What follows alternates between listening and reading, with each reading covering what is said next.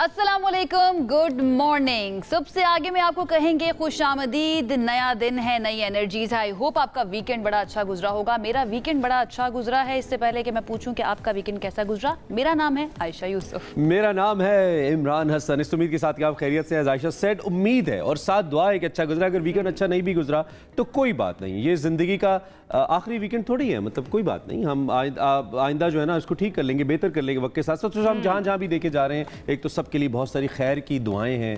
अल्लाह करे आने वाले दिन में जो आपका दिन में जो भी एक्टिविटीज़ हों बहुत अच्छे से गुजरें और बहुत अच्छे से आपका दिन गुजरे। बिल्कुल ऐसा ही है, हमारी उम्मीद यही होती है कि आपका दिन जो है वो अच्छा गुजरना चाहिए। उसके लिए हम पूरी तैयारी करते हैं। वीकेंड के ऊपर भी हमारी टीम जो है वो काम करती है, आपके लिए अच्छी अच्छी स्टोरीज जो है वो तलाश करती है, सो दैट जब आप मंडे के दिन आए आकर हमारा प्रोग्राम देखिए तो आपको इंटरेस्टिंग स्टोरीज जो हैं वो देखना शुरू हो जाए। बहरहाल जी आगाज करते हैं और सबसे पहले आपको पता है हम क्या करते हैं। एक चीज नहीं, आपने कहा ना वीकेंड पे भी हमारी टीम काम करती है। वो टीम हमारी सबसे आगे की टीम है। हमारी क्रिकेट टीम काम नहीं करती हमारी क्रिकेट टीम हार जाती है।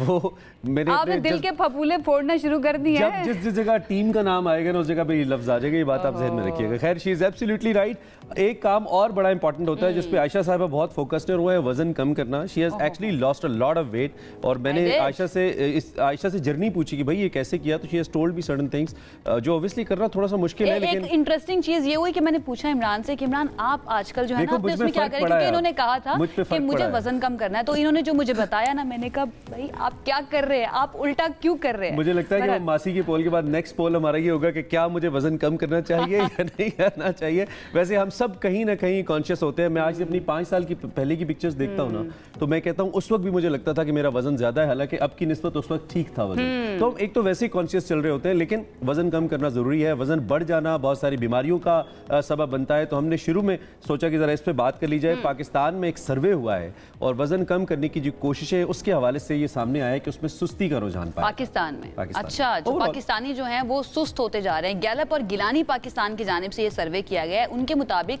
42% पाकिस्तानी वजन कम करने के लिए कुछ भी नहीं करते हैं। सर्वे के नताइज ये बताते हैं कि 1/3 यानी 32% पाकिस्तानी वजन कम करने के लिए वर्जिश को तरजीह देते हैं, जबकि सिर्फ 15% लोग ऐसे हैं जो खाने की मिकदार को यानी कि पोर्शन कंट्रोल कर लेते हैं, जबकि 12% जो हैं वो वजन को कम करने के लिए मखसूस डाइट अपनाते हैं। तो अच्छा, ये सारे तरीके अच्छे, लेकिन that's what I believe, I am sure you would agree as well, क्योंकि बहुत सारे लोग जो खाने को एहतियात से इस्तेमाल करते हैं ना, वो भाई अच्छा है। अच्छा, ये सब्ज चाय पीने का भी बड़ा रुझान है, इसके अलावा जो चिकनाहट वाले खाने। अच्छा, मैं सब्ज चाय के बारे में एक बात कहूँ, आई एम श्योर इसके बड़े अच्छे जो है ना न्यूट्रिशंस इसकी होती हैं, बट इसके बारे में एक फनी चीज़ मशहूर है कि सब्ज चाय पीने से ना सिर्फ सब्ज चाय कम होती है। अच्छा, वैसे मैंने भी काफी अरसे तक मैं पीता रहूँ, ऐसा कुछ हुआ तो नहीं है। अल्टीमेटली आपकी इंटेंशन ज्यादा सोचना नहीं है। डिप्रेशन आपका वजन बढ़ाता है, कम सोना आपका वजन बढ़ाता है अगर आप अपना स्लीप साइकिल सही नहीं रखेंगे। और ऑफ कोर्स बहुत सारे लोगों को अगर रात को 8 बजे या 9 बजे 10 बजे क्रेविंग हुई, इवन कुछ लोगों को जेनजीज को 1 बजे क्रेविंग हुई और पिज्जा ऑर्डर कर लिया या बर्गर मंगवा लिया, बहुत ज्यादा है ना, फिर कहां से वेट कम होगा, फिर नहीं होता। फिर जरूरी है आपको अपना लाइफस्टाइल चेंज करना बहुत जरूरी है। वक्त पर सोना बहुत ज्यादा जरूरी है। ये मेरा आजमूदा फार्मूला है, वक्त पर नहीं सोएंगे वजन कम नहीं होगा। अगली स्टोरी, अच्छी बात, मैं वक्त पर स्क्रॉलिंग ना किया करें आप ज्यादा लोग। स्क्रॉलिंग में क्या करते हैं हम, कौन से सॉन्ग सुनते हैं बोहेमिया के? स्क्रॉलिंग में हम सब कुछ देखते हैं, सब कुछ सुनते हैं। बोहेमिया का आपने जिक्र किया, कुछ अताउल्लाह सखीलवी भी सुनते हैं। कल एक बड़ी इंटरेस्टिंग आपको पता है वीडियो आई बोहेमिया की, व्हेन ही मेट अताउल्लाह खानी सखीलवी। Have you seen that? नहीं, मैंने देखी नहीं है, दिखा दें जरा मुझे। दिखा दें, हमारे पास है ना, जरा दिखाइए, इस पे बात करते हैं। अरे वाह, बोहेमिया जो है ये मिले अताउल्लाह सखीलवी से। अरे वाह, जबरदस्त। आपको पता है कि एक टाइम था बोहेमिया का बोलबाला हुआ करता था, बड़े लोग जो हैं अभी भी इनफैक्ट बहुत ज्यादा इनके फैंस मौजूद हैं, बट एक वक्त था कि उनका जो है ना बहुत ज्यादा लोग जो है उनको पसंद करते थे यार, पागल थे उनके पीछे। ये अताउल्लाह खिलवी साहब से जाके मिले, उनके कदमों में बैठ गए हैं और कदमों में बैठ के उनके साथ अकीदत का इजहार भी किया है और उनसे बड़े प्यार से वो मिले। अच्छा, ये दोनों अपने अपने काम के लेजेंड है। अताउल्लाह खान ईसा खिलवी साहब जो हैं उनका तो आपको पता है कितना बड़ा कद है। दुनिया में सबसे ज्यादा जिसकी ऑडियो कैसेट्स दुनिया के अंदर जिस आर्टिस्ट की कैसेट्स निकली हैं वो अताउल्लाह खान ईसा खिलवी हैं। लाला है हमारे दिल के बहुत करीब हैं, लिविंग लेजेंड हैं। उनकी तो खैर नाम ही गारंटी है ना, जितनी तारीफ की जाए कम है। बोहेमिया अपने काम के लेजेंड है। बोहेमिया ने अपने रैप के जरिए एक जनरेशन को इंस्पायर किया है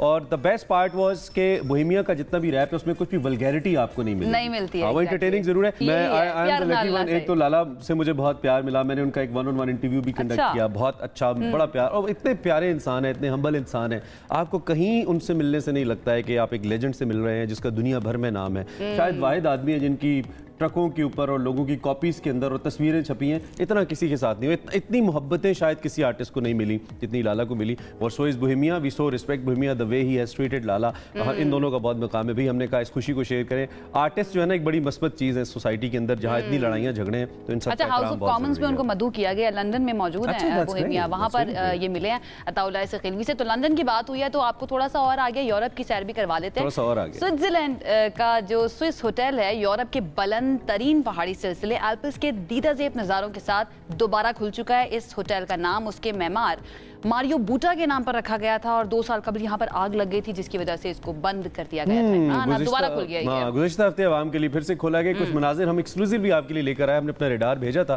सतह समंदर से 3000 मीटर बुलंद ये किस टाइम पर अपना रेडार और ड्रोन भेजते हैं? जब सब सो रहे होते हैं ना, हमारा रेडार शहनशाह की तरह जाग। दोबारा तामीर पर कई करोड़ डॉलर लागत भी आई है। ऐसे नहीं रेनोवेशन होगी इसकी, क्योंकि बहुत टफ इसकी जो लैंडस्केप है, मुश्किल था। और अब इस होटल तक पहुंचने के लिए केबल कार इस्तेमाल की जा सकती है जिसके जरिए आप इस तक पहुंचेंगे। वैसे how beautiful it is. Switzerland overall उसकी लैंडस्केप्स इतनी अच्छी हैं और उस पर इतनी बुलंदी पे आपका स्टे हो। मेरी बकेट लिस्ट जो है ना वो बढ़ती जा रही है, मैं आपको बताऊं इमरान। क्या करें हम? ख्वाहिश तो कर, अब आयशा ख्वाहिश भी ना करें हम। ख्वाहिश बिल्कुल करनी चाहिए। ख्वाहिश को पूरा करने के लिए मेहनत भी करनी चाहिए। अब स्पेन की ही हमने बात करनी है और स्पेन की यूरोप की हमने बात करनी है। यूरोप के आसपास रहेंगे हम, यूरोप के अंदर रहेंगे। रेडार स्विट्जरलैंड से हम स्पेन भेज देते हैं अपने रेडार को, जहां पर जो बदतरीन सैलाब था उसके बाद सबसे ज्यादा मुतासर होने वाला इलाका जो है वेलेंसिया। यहाँ पर हजारों तबाहाल और लावारिस गाड़ियां अब भी सनती इलाकों, शॉपिंग मॉल्स और रिहायशी इलाकों में खड़ी हुई हैं, जिसके विजुअल्स भी हम अपने नाज़रीन को दिखा रहे हैं। इसमें इस इमरजेंसी ओबियसली है। यहाँ पे वर्कर्स जो है वो सैलाब की तबाहकारियों के बाद मलबे को ठिकाने लगाने के लिए कोशिश हैं, लेकिन जो तबाहाली का मंजर है ना उसमें बड़ी मुश्किल पेश आ रही है। हुआ क्या है यार, ये तो सब कुछ तबाह बर्बाद हो गया है। और यहाँ पे जो वेलेंसिया चैम्बर्स ऑफ कॉमर्स है, इसके मुताबिक लगभग 1,37,000 गाड़ियाँ हाल ही में जो सैलाब आया था इसकी वजह से तबाह हुई हैं, उनको नुकसान पहुंचा है। गुज़िश्ता माह के आखिर में स्पेन बिलखुसूस वेलेंसिया में आने वाले इस हालिया तारीख के बदतरीन सैलाब से, जिसके आप मनाजिर देख रहे हैं, 200 से ज़ायद जाने भी गई हैं। और मैंने इतने डिजास्टर्स मनाजिर वैसे जापान सुनामी के बाद भी नहीं देखे। ये बहुत ही बुरे ऐसे ही है बिल्कुल। और लेकिन एक चीज़ इससे जो है ना साबित हो जाती है कि हमारे यहाँ पर कुछ खुदा न खास्ता, वैसे तो कहीं भी नहीं होना चाहिए, लेकिन कभी होता ना तो हम बहुत ज़्यादा ना तनकीद करना शुरू कर देते हैं। ये जब इस तरह की कुदरती आफात आती है ना तो कोई कुछ नहीं कर सकता है, तो हमें भी थोड़ा सा काम डाउन होकर चलना चाहिए। चले जी, आपको चीन लेकर चलते हैं, जहाँ पर लेगो ब्रिक्स की एक दुनिया सजा दी गई है। लेगो का शहर आबाद कर दिया गया, जिसमें सड़कें, मकानात, पार्क्स, जू, अस्पताल समेत दीगर मकामात भी हैं। और इस लेगो ब्रिक्स से बनने वाले इस शहर का साइज जो है 47 मीटर स्क्वायर है। अच्छा, और इसे Guinness book of world record में भी शामिल कर लिया गया है। So it was an important story. हमने कहा आपको दिखाई, आपको कुछ मनाजिर भी दिखा रहे हैं। अच्छा, क्या करते रहते हैं ना ये लोग, छोटे छोटे शहर आबाद कर रहे हैं। उसकी वजह ये कि जब आप अपनी बुनियादी जरूरियात से फारिग हो जाते हैं ना, जब आपको ये फिक्र नहीं होती कि मेरा बिल कितना आएगा, मेरे घर का किराया कितना है, बच्चे की फीस कितनी है, हम इसको कह सकते हैं ना। उसके बाद it's a journey of needs, journey. फिर आप आगे बढ़ते हैं, फिर आप इनोवेटिव आइडियाज की जानिब जाते हैं। इसी वजह से दुनिया में इतनी इनोवेशन आती है और लोग आगे बढ़ते हैं। सब कुछ हमने कर लिया, हमारा ड्रोन थक गया, now we getting our drone back. लेकिन अब ड्रोन की रिप्रेजेंटेशन आयशा करेंगी। वी सो वांट कि आप हमें मौसम के बारे में बताएं। मौसम के बारे में बता देती हूं आपकी पुरजोर फरमाइश के ऊपर। असल काम ड्रोन का यही है कि वो हमें वेदर अपडेट बताए। चले जी, हमारे नाजरीन को हमने अपडेट करना होता है कि पूरा दिन आपने अपना कैसा प्लान करना है, क्योंकि आपको पता है कि वेदर जो है बड़ा अनप्रेडिक्टेबल रहता है। तो सबसे पहले आपको बताया, इस्लामाबाद में कम से कम रहेगा 8 डिग्री सेंटीग्रेड और ज्यादा से ज्यादा 23 डिग्री सेंटीग्रेड। उसके बाद लाहौर में कम से कम रहेगा 11 डिग्री सेंटीग्रेड और ज्यादा से ज्यादा 27 डिग्री सेंटीग्रेड। रोशनियों के शहर कराची में कम से कम 20 डिग्री सेंटीग्रेड और ज्यादा से ज्यादा 33 डिग्री सेंटीग्रेड। फूलों का शहर पेशावर, यहाँ पर कम से कम रहेगा 13 डिग्री सेंटीग्रेड और ज्यादा से ज्यादा 23 डिग्री सेंटीग्रेड। और आखिर में कोयटा की बात कर लेते हैं, यहाँ पर कम से कम 3 और ज्यादा से ज्यादा 17 डिग्री सेंटीग्रेड। जी इमरान, जबरदस्त हो गया, बहुत ही अच्छा हो गया। आई होप कि अब आप अपना दिन प्लान कर सकते हैं, कुछ अच्छा सा देख सकते हैं मौसम को लेकर। हम एक क्विक ब्रेक लेते हैं। जब हम ब्रेक से वापस आएंगे तो लाइनअप बड़ा कमाल है, खासतौर पे पॉलिटिक्स को आज हमने और क्रिकेट को भी हमने जगह दी। आप एक क्विक ब्रेक लीजिए, वापस आइए, हमें ज्वाइन कीजिए। स्टे विद अस।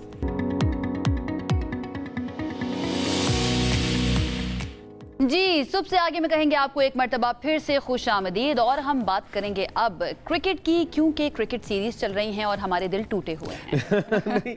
इसमें पता है मैं क्या सोच रहा था? मैं गाना था मैं रोऊं या हंसूं, यारों मैं क्या करूं। पहले हम हंस रहे थे वनडे सीरीज जीतने के बाद, अब हम थोड़ा सा रो रहे हैं क्योंकि हम T20 हार गए। हमें T20 नहीं हारना चाहिए था। हम तो वनडे एक्सपेक्ट कर रहे थे कि शायद मुश्किल होगी। T20 तो हमारी गेम है, हमने इजाद की। अनप्रेडिक्टेबल, मतलब ये मैं नहीं एक्सपेक्ट कर रहा था, लेकिन चले अब तो हो गया। 13 रन से हम हारे, सीरीज भी हारे हारे हारे हारे, दिल से हारे। अब होबार्ट के अंदर तीसरा मैच है, व्हाइट वॉश से बचना है।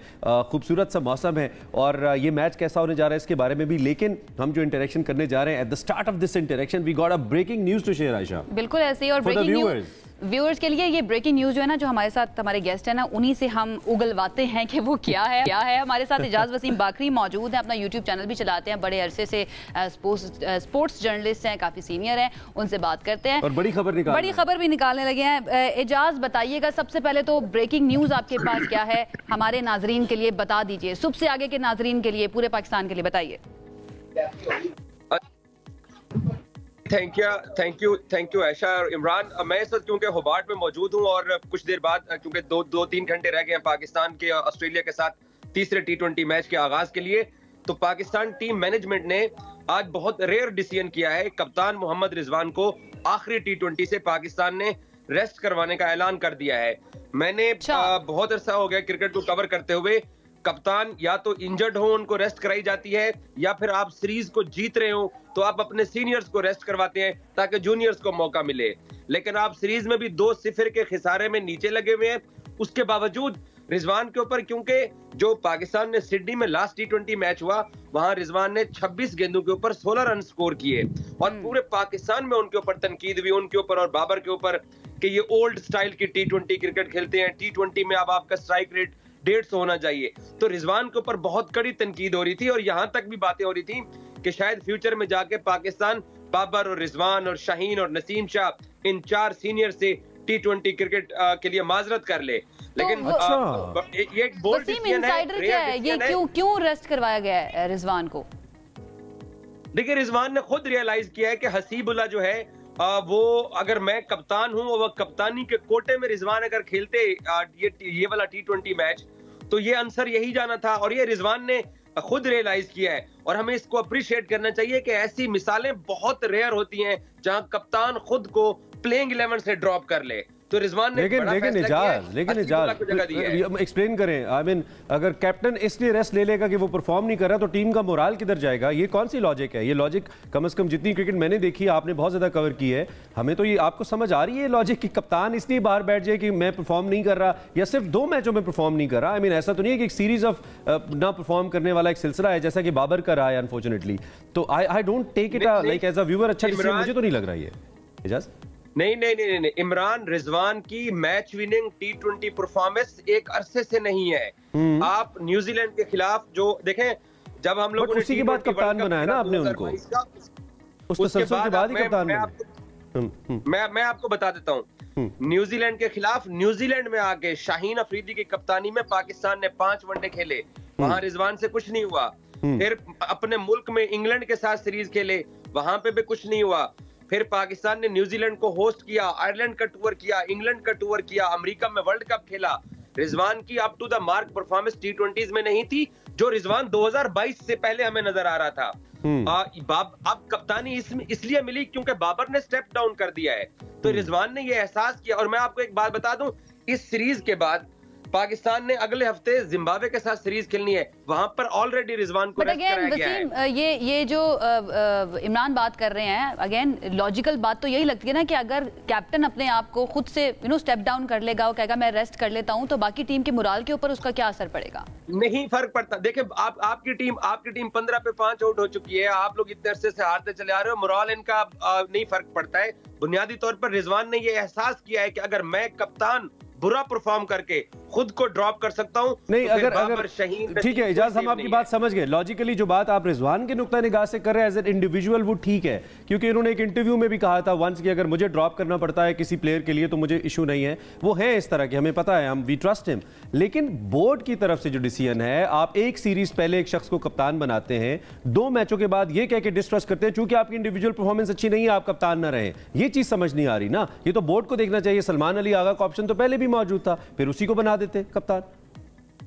देखें इमरान, जिस गर्दाब के अंदर इस वक्त पाकिस्तान की स्पेशली व्हाइट बॉल टीम पहुंच चुकी है ना, तो इस तरह के फैसले पाकिस्तान क्रिकेट में हमें करने पड़ेंगे। अगर आप कप्तान हैं, अगर आप परफॉर्म नहीं कर रहे हैं, आपको घर बैठना पड़ेगा। और आपको मालूम है के दूसरे टेस्ट मैच में जो पाकिस्तान क्रिकेट बोर्ड ने, शायद मैं एक्सपेक्ट नहीं कर सकता था कि ये करे कि शाहीन को, नसीम को और बाबर को ड्रॉप करके बेंच पे बिठाने की बजाय बारास्ता मोटरवे लाहौर भिजवा दिया था। और आज रिजवान ने खुद को ड्रॉप कर लिया है। अगर हम ये खुद एहतसाबी नहीं करेंगे पाकिस्तानी टीम के अंदर, तो ये टीम बेहतर होने वाली नहीं है। अच्छा, ये सिर्फ मामला खुद एहतसाबी का है इजाज, या फिर बोर्ड की तरफ से भी कुछ हो सकता है इसके अंदर रिजवान को रेस्ट देने के लिए? नहीं, मेरा नहीं ख्याल। ये आकिब जावेद का और रिजवान का अपना फैसला है कि उसने अपने आप को प्लेइंग 11 से आज की टीम से सरेंडर किया है।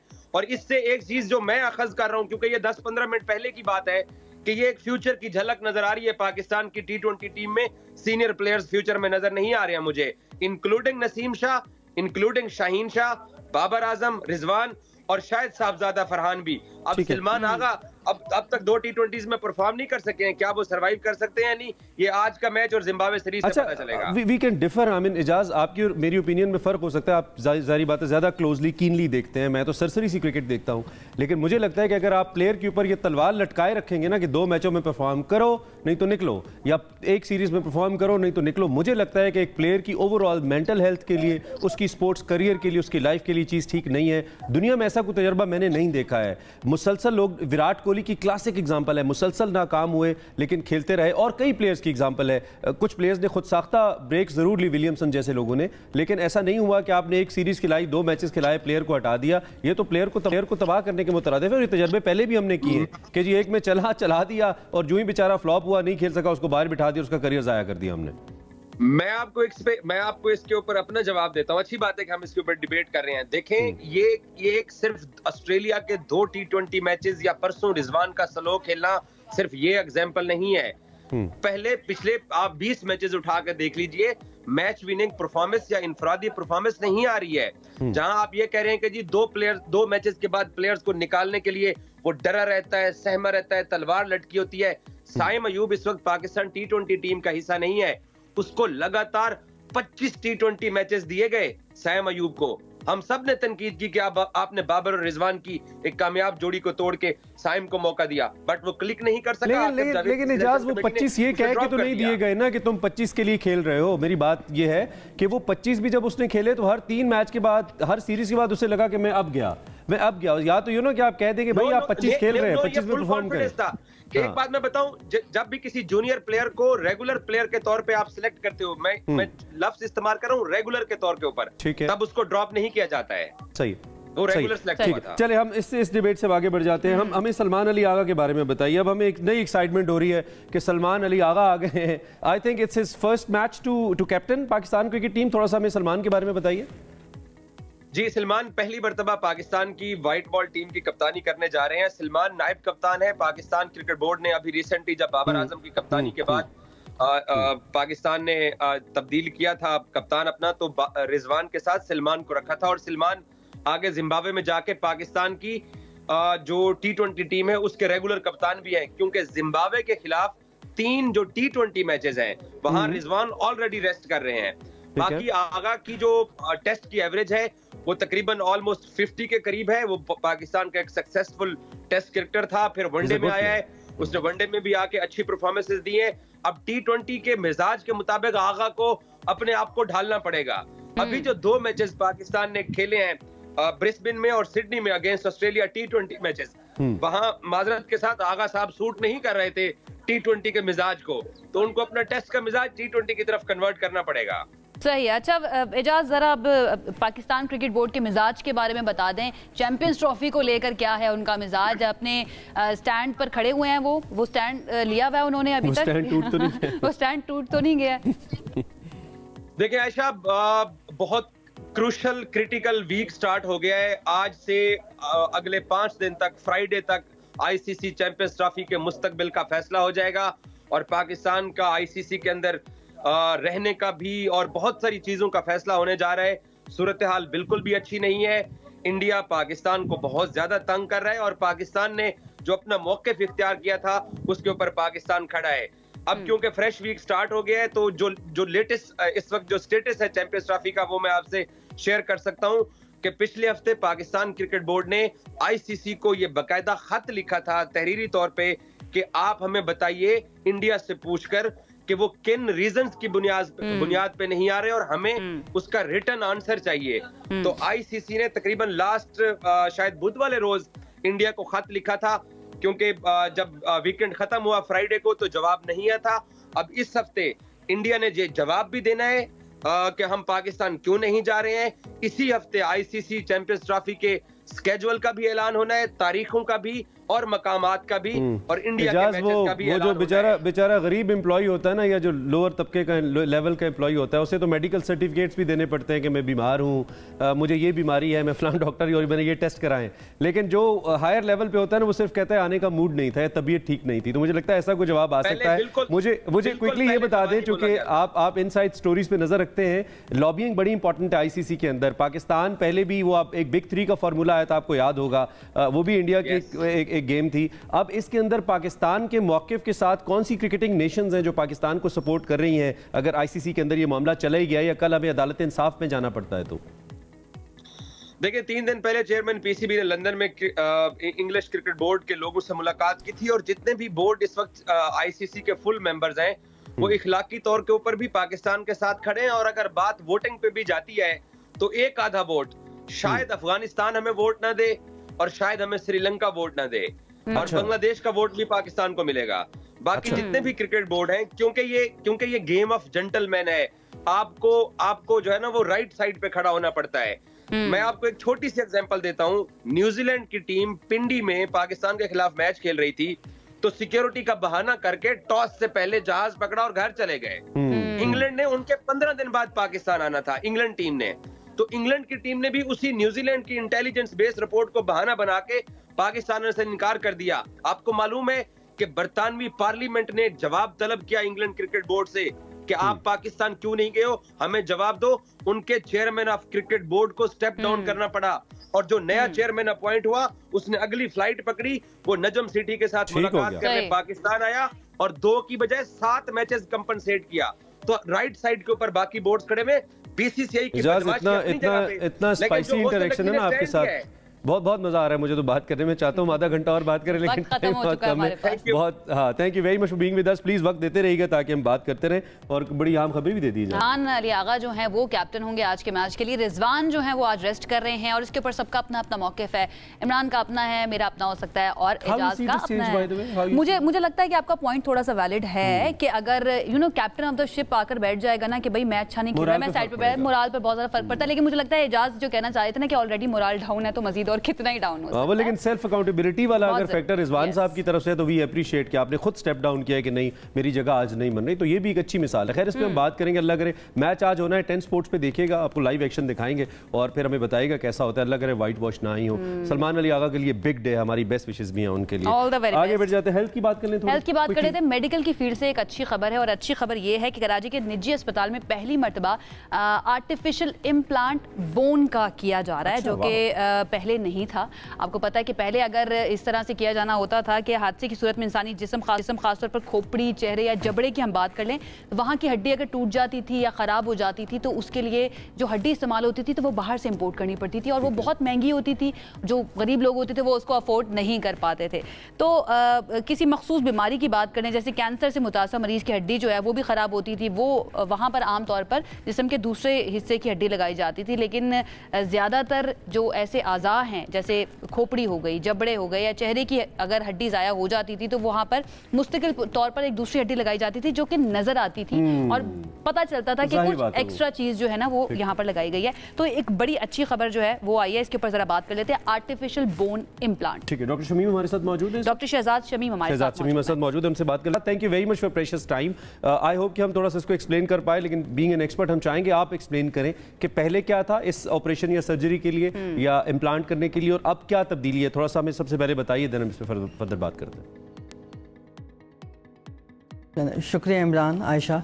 एजाज साहब के इतने इंटरेस्टिंग क्रिकेट के डिस्कशन के बाद ये काफ़ी ड्राई टॉपिक है, लेकिन मैं कोशिश करता हूँ इसको बताने की। सो ये जो ये बोनी इम्प्लांट ना पहले भी हम लगाते रहे हैं, सालों से लगा रहे हैं, और जो सबसे अच्छा बोनी इम्प्लांट होता है वो पेशेंट की अपनी बोन होती है। लेकिन बहुत से बॉडी के पार्ट्स ऐसे हैं जहाँ पे आप पेशेंट की अपनी बोन लेके इम्प्लांट नहीं कर सकते। यहाँ पे किसी वजह से बोन लॉस हो या क्या, जैसे कि आपने बताया कैंसर्स हैं या इंजरीज़ हैं या कुछ पैदाइशी तौर पे नुक्स होते हैं बोन के, या कई दफ़ा ट्रीटमेंट की वजह से बोन लॉस होती है। तो पहले हम ये कहते थे कि उसको ऑपरेशन के दौरान ही कुछ मटेरियल होते थे उसको मैनूवर करके बनाते थे, लेकिन वो कभी भी परफेक्ट नहीं बन सकता है और फिर उस मटेरियल के अपने प्रॉब्लम्स होते थे। तो जो over the last couple of years जो सबसे ज़्यादा इस पर एडवांस हुई है उसमें कुछ 3D प्रिंटेड टेक्नोलॉजीज़ आई हैं जिस पे आप ये बिल्कुल कॉस्मेटिकली परफेक्ट इम्प्लांट आप बना सकते हैं। और एक मटेरियल है पीक या टाइटेनियम, जिससे अगर आप इम्प्लांट बनाते हैं तो वो बहुत ही लॉन्ग लास्टिंग होता है, उसके नुकसान भी नहीं होते। तो जब ये शुरू हुआ तो हमने इसको फिर इम्पोर्ट करना शुरू किया और ये बहुत ही एक्सपेंसिव था पहले। जो बड़ी ख़बर है वो एक्चुअली ये नहीं है कि हम इम्प्लांट लगा रहे हैं, वो तो हम लगाते हैं सालों से। बड़ी ख़बर ये है कि ये इम्प्लांट हमने अब बनाने शुरू कर दिए हैं, और ना सिर्फ बना रहे हैं बल्कि हमने पाकिस्तान में बनाने शुरू कर दिए हैं। मतलब है कि अब हम जी बिल्कुल, और ना सिर्फ ये कि ये दिस इज़ अ स्टार्ट। एक दफ़ा आपके पास अप्रूवल आ जाता है, अप्रूवल का मतलब है कि ड्रैप जो कि ड्रग रेगुलेशन अथॉरिटी है पाकिस्तान की, ड्रैप इस बात को सर्टिफाई करता है कि भाई ये इम्प्लांट जो आप बना रहे हैं इसकी क्वालिटी ऐसे ही है जैसे आप दुनिया में कहीं पे भी अच्छे से अच्छी जगह पे बनाते हो। और बॉडी के implant banana requires the highest level of technology and quality control. तो एक दफ़ा आपके पास ये अप्रूवल आ जाता है फिर तो कोई लिमिट ही नहीं है, आप तो बॉडी के हर किस्म के इम्प्लांट बना सकते हैं पाकिस्तान में। अच्छा doctor Shahzad, just a start as you have said, please let me ask you question. जैसा कि आपने कहा कि इससे पहले हम इंसान की अपनी ही हड्डी उसको इम्प्लांट करने के लिए इस्तेमाल करते थे, तो इसमें अब क्या अमर माने? क्या उसमें कुछ इन्फेक्शंस के चांसेस ज़्यादा होते थे? I mean is there some problem कि आप उसको इस्तेमाल करें और क्या रिजल्ट्स अच्छे नहीं थे? और फिर इसके बाद डोंट यू थिंक कि इसकी कॉस्ट बहुत ज़्यादा बढ़ जाएगी? It would not be able to affordable ज़्यादा नहीं होगा? देखिए इमरान, अभी भी इंसान की अपनी हड्डी से अच्छा कोई इम्प्लांट नहीं है। तो जहाँ पे भी बॉडी पे आप इंसान की अपनी हड्डी इस्तेमाल कर सकते हैं वो सबसे सुपीरियर है, क्योंकि उसको बॉडी एक्सेप्ट भी करती है, वो बॉडी का पार्ट बन जाता है और वो लाइफ लॉन्ग रहता है। कुछ जगह ऐसी है जहाँ पे आप इंसान की अपनी हड्डी इस्तेमाल नहीं कर सकते। फॉर एग्जांपल अगर चेहरे की हड्डी यहाँ पे ब्रेक होती है और वहाँ पे आपको रिप्लेस करना पड़े तो ज़ाहिर है कहीं और की बॉडी पार्ट लेके आप यहाँ पे ऐसा रिप्लेस नहीं कर सकते जैसा कि अपोजिट साइड पर है। ठीक है, तो वो जो कॉस्मेटिक रिजल्ट है वो आपको इंसान की हड्डी से नहीं मिल सकता, वो आपको मैन्युफैक्चर ही करना पड़ेगा। वो आप हाथ से वहीं पे ऑपरेशन में भी नहीं बना सकते बिकॉज वो कभी भी वैसा नहीं बन सकता। तो उसमें 3D प्रिंटिंग का रोल है। लेकिन जहाँ पे लॉन्ग बोन्स हैं या और ऐसी बोन्स हैं जहाँ पे इंसान की हड्डी इस्तेमाल हो सकती है, वो तो उसका तो कोई मुकाबले नहीं है। अच्छा डॉक्टर साहब ये बताइएगा, इज इट एक्सपेंसिव? क्या एक आम आदमी जो है, एक मिडिल क्लास या लोअर मिडिल क्लास, वो अफोर्ड कर सकता है उसको अगर इस तरह का मसला हो? और अगर हम इसको कंपेयर करें अपनी ही हड्डी अगर इस्तेमाल की जाती है इम्प्लांट करने के लिए, उसके खर्चे में और इसके खर्चे में कितना फ़र्क होगा? सो देखिए अगेन ये उन्हीं जगहों पे ये इम्प्लांट इस्तेमाल होंगे जो कि जहाँ पे अपनी हड्डी इस्तेमाल नहीं हो सकती है।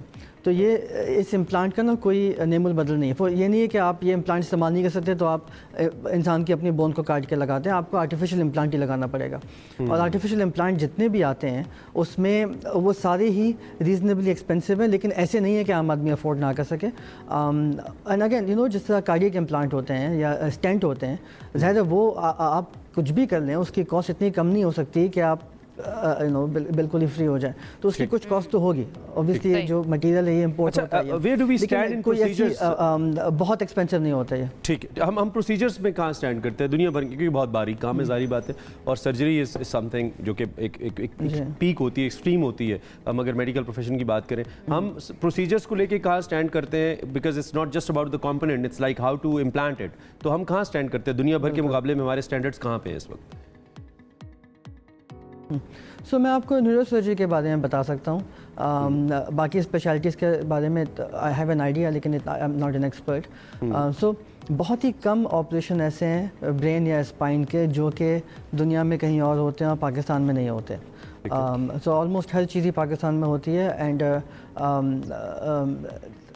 द क्वेश्चन के क्वालिटी अश्योरेंस, वो आपको ऐसे पता लगता है कि जब अपने हॉस्पिटल्स जो हैं वो किसी कोई किसी कमीशन का पार्ट होते हैं जहाँ पे क्वालिटी अश्योर्ड होती है, या अपने ऑडिट्स पब्लिश करते हैं, या अपने ऑडिट्स जो हैं वो कराते हैं।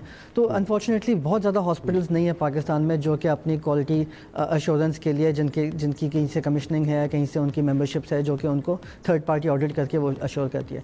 सो आई कांट से कि हम इन टर्म्स ऑफ क्वालिटी कितने 3-4 हॉस्पिटल्स का तो मैं बता सकता हूँ, बाकी मुल्क का नहीं बता सकता, लेकिन ये अलबत्ता है कि ऑलमोस्ट हर वो चीज़ जो बाहर होती है पाकिस्तान में हो रही है।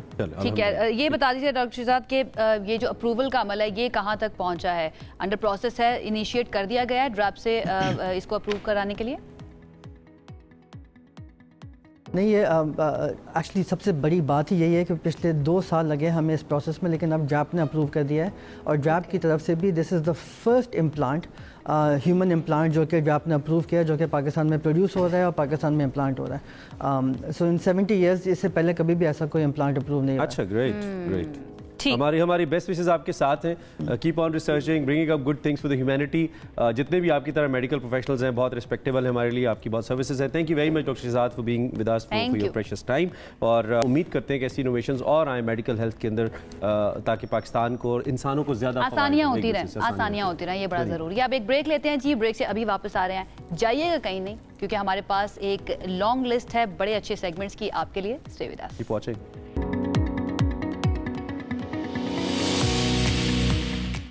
सबसे आगे भी कहेंगे आपको एक मरतबा फिर से खुश आमदीद। अब वक्त है मुल्क की सियासत को डिस्कस करने का कि हो क्या रहा है, क्या होने वाला है। हुकूमत जो इस वक्त कर रही है, क्या उसकी सोलो फ्लाइट ठीक रहेगी या नहीं रहेगी? इत्तेहादी हुकूमत को तो कोई खतरा नहीं है, इसकी बात कर लेते हैं। पाकिस्तान की सियासत में इस वक्त बहुत हलचल है क्योंकि PTI ने 24 नवंबर से एक बड़ी एहतजाजी तहरीक शुरू करने का ऐलान कर दिया है। ये एहतजाज जो है मुल्क में सियासी अदम इस्तेहकाम को बढ़ा सकता है और खदशा ये जाहिर किया जा रहा है कि ये पुरतशद्दुद रुख भी इख्तियार कर सकता है। बिल्कुल खदशा मौजूद है, चूंकि इस बार अली अमीन गंडापुर चीफ मिनिस्टर जो हैं KP के, उन्होंने कहा है कि जी हमने घर वालों से कहा है कि हम अगर वापस ना आए हमारे जनाजे पढ़ देना। बहुत क्रिटिकल स्टेटमेंट्स हैं वंस अगेन।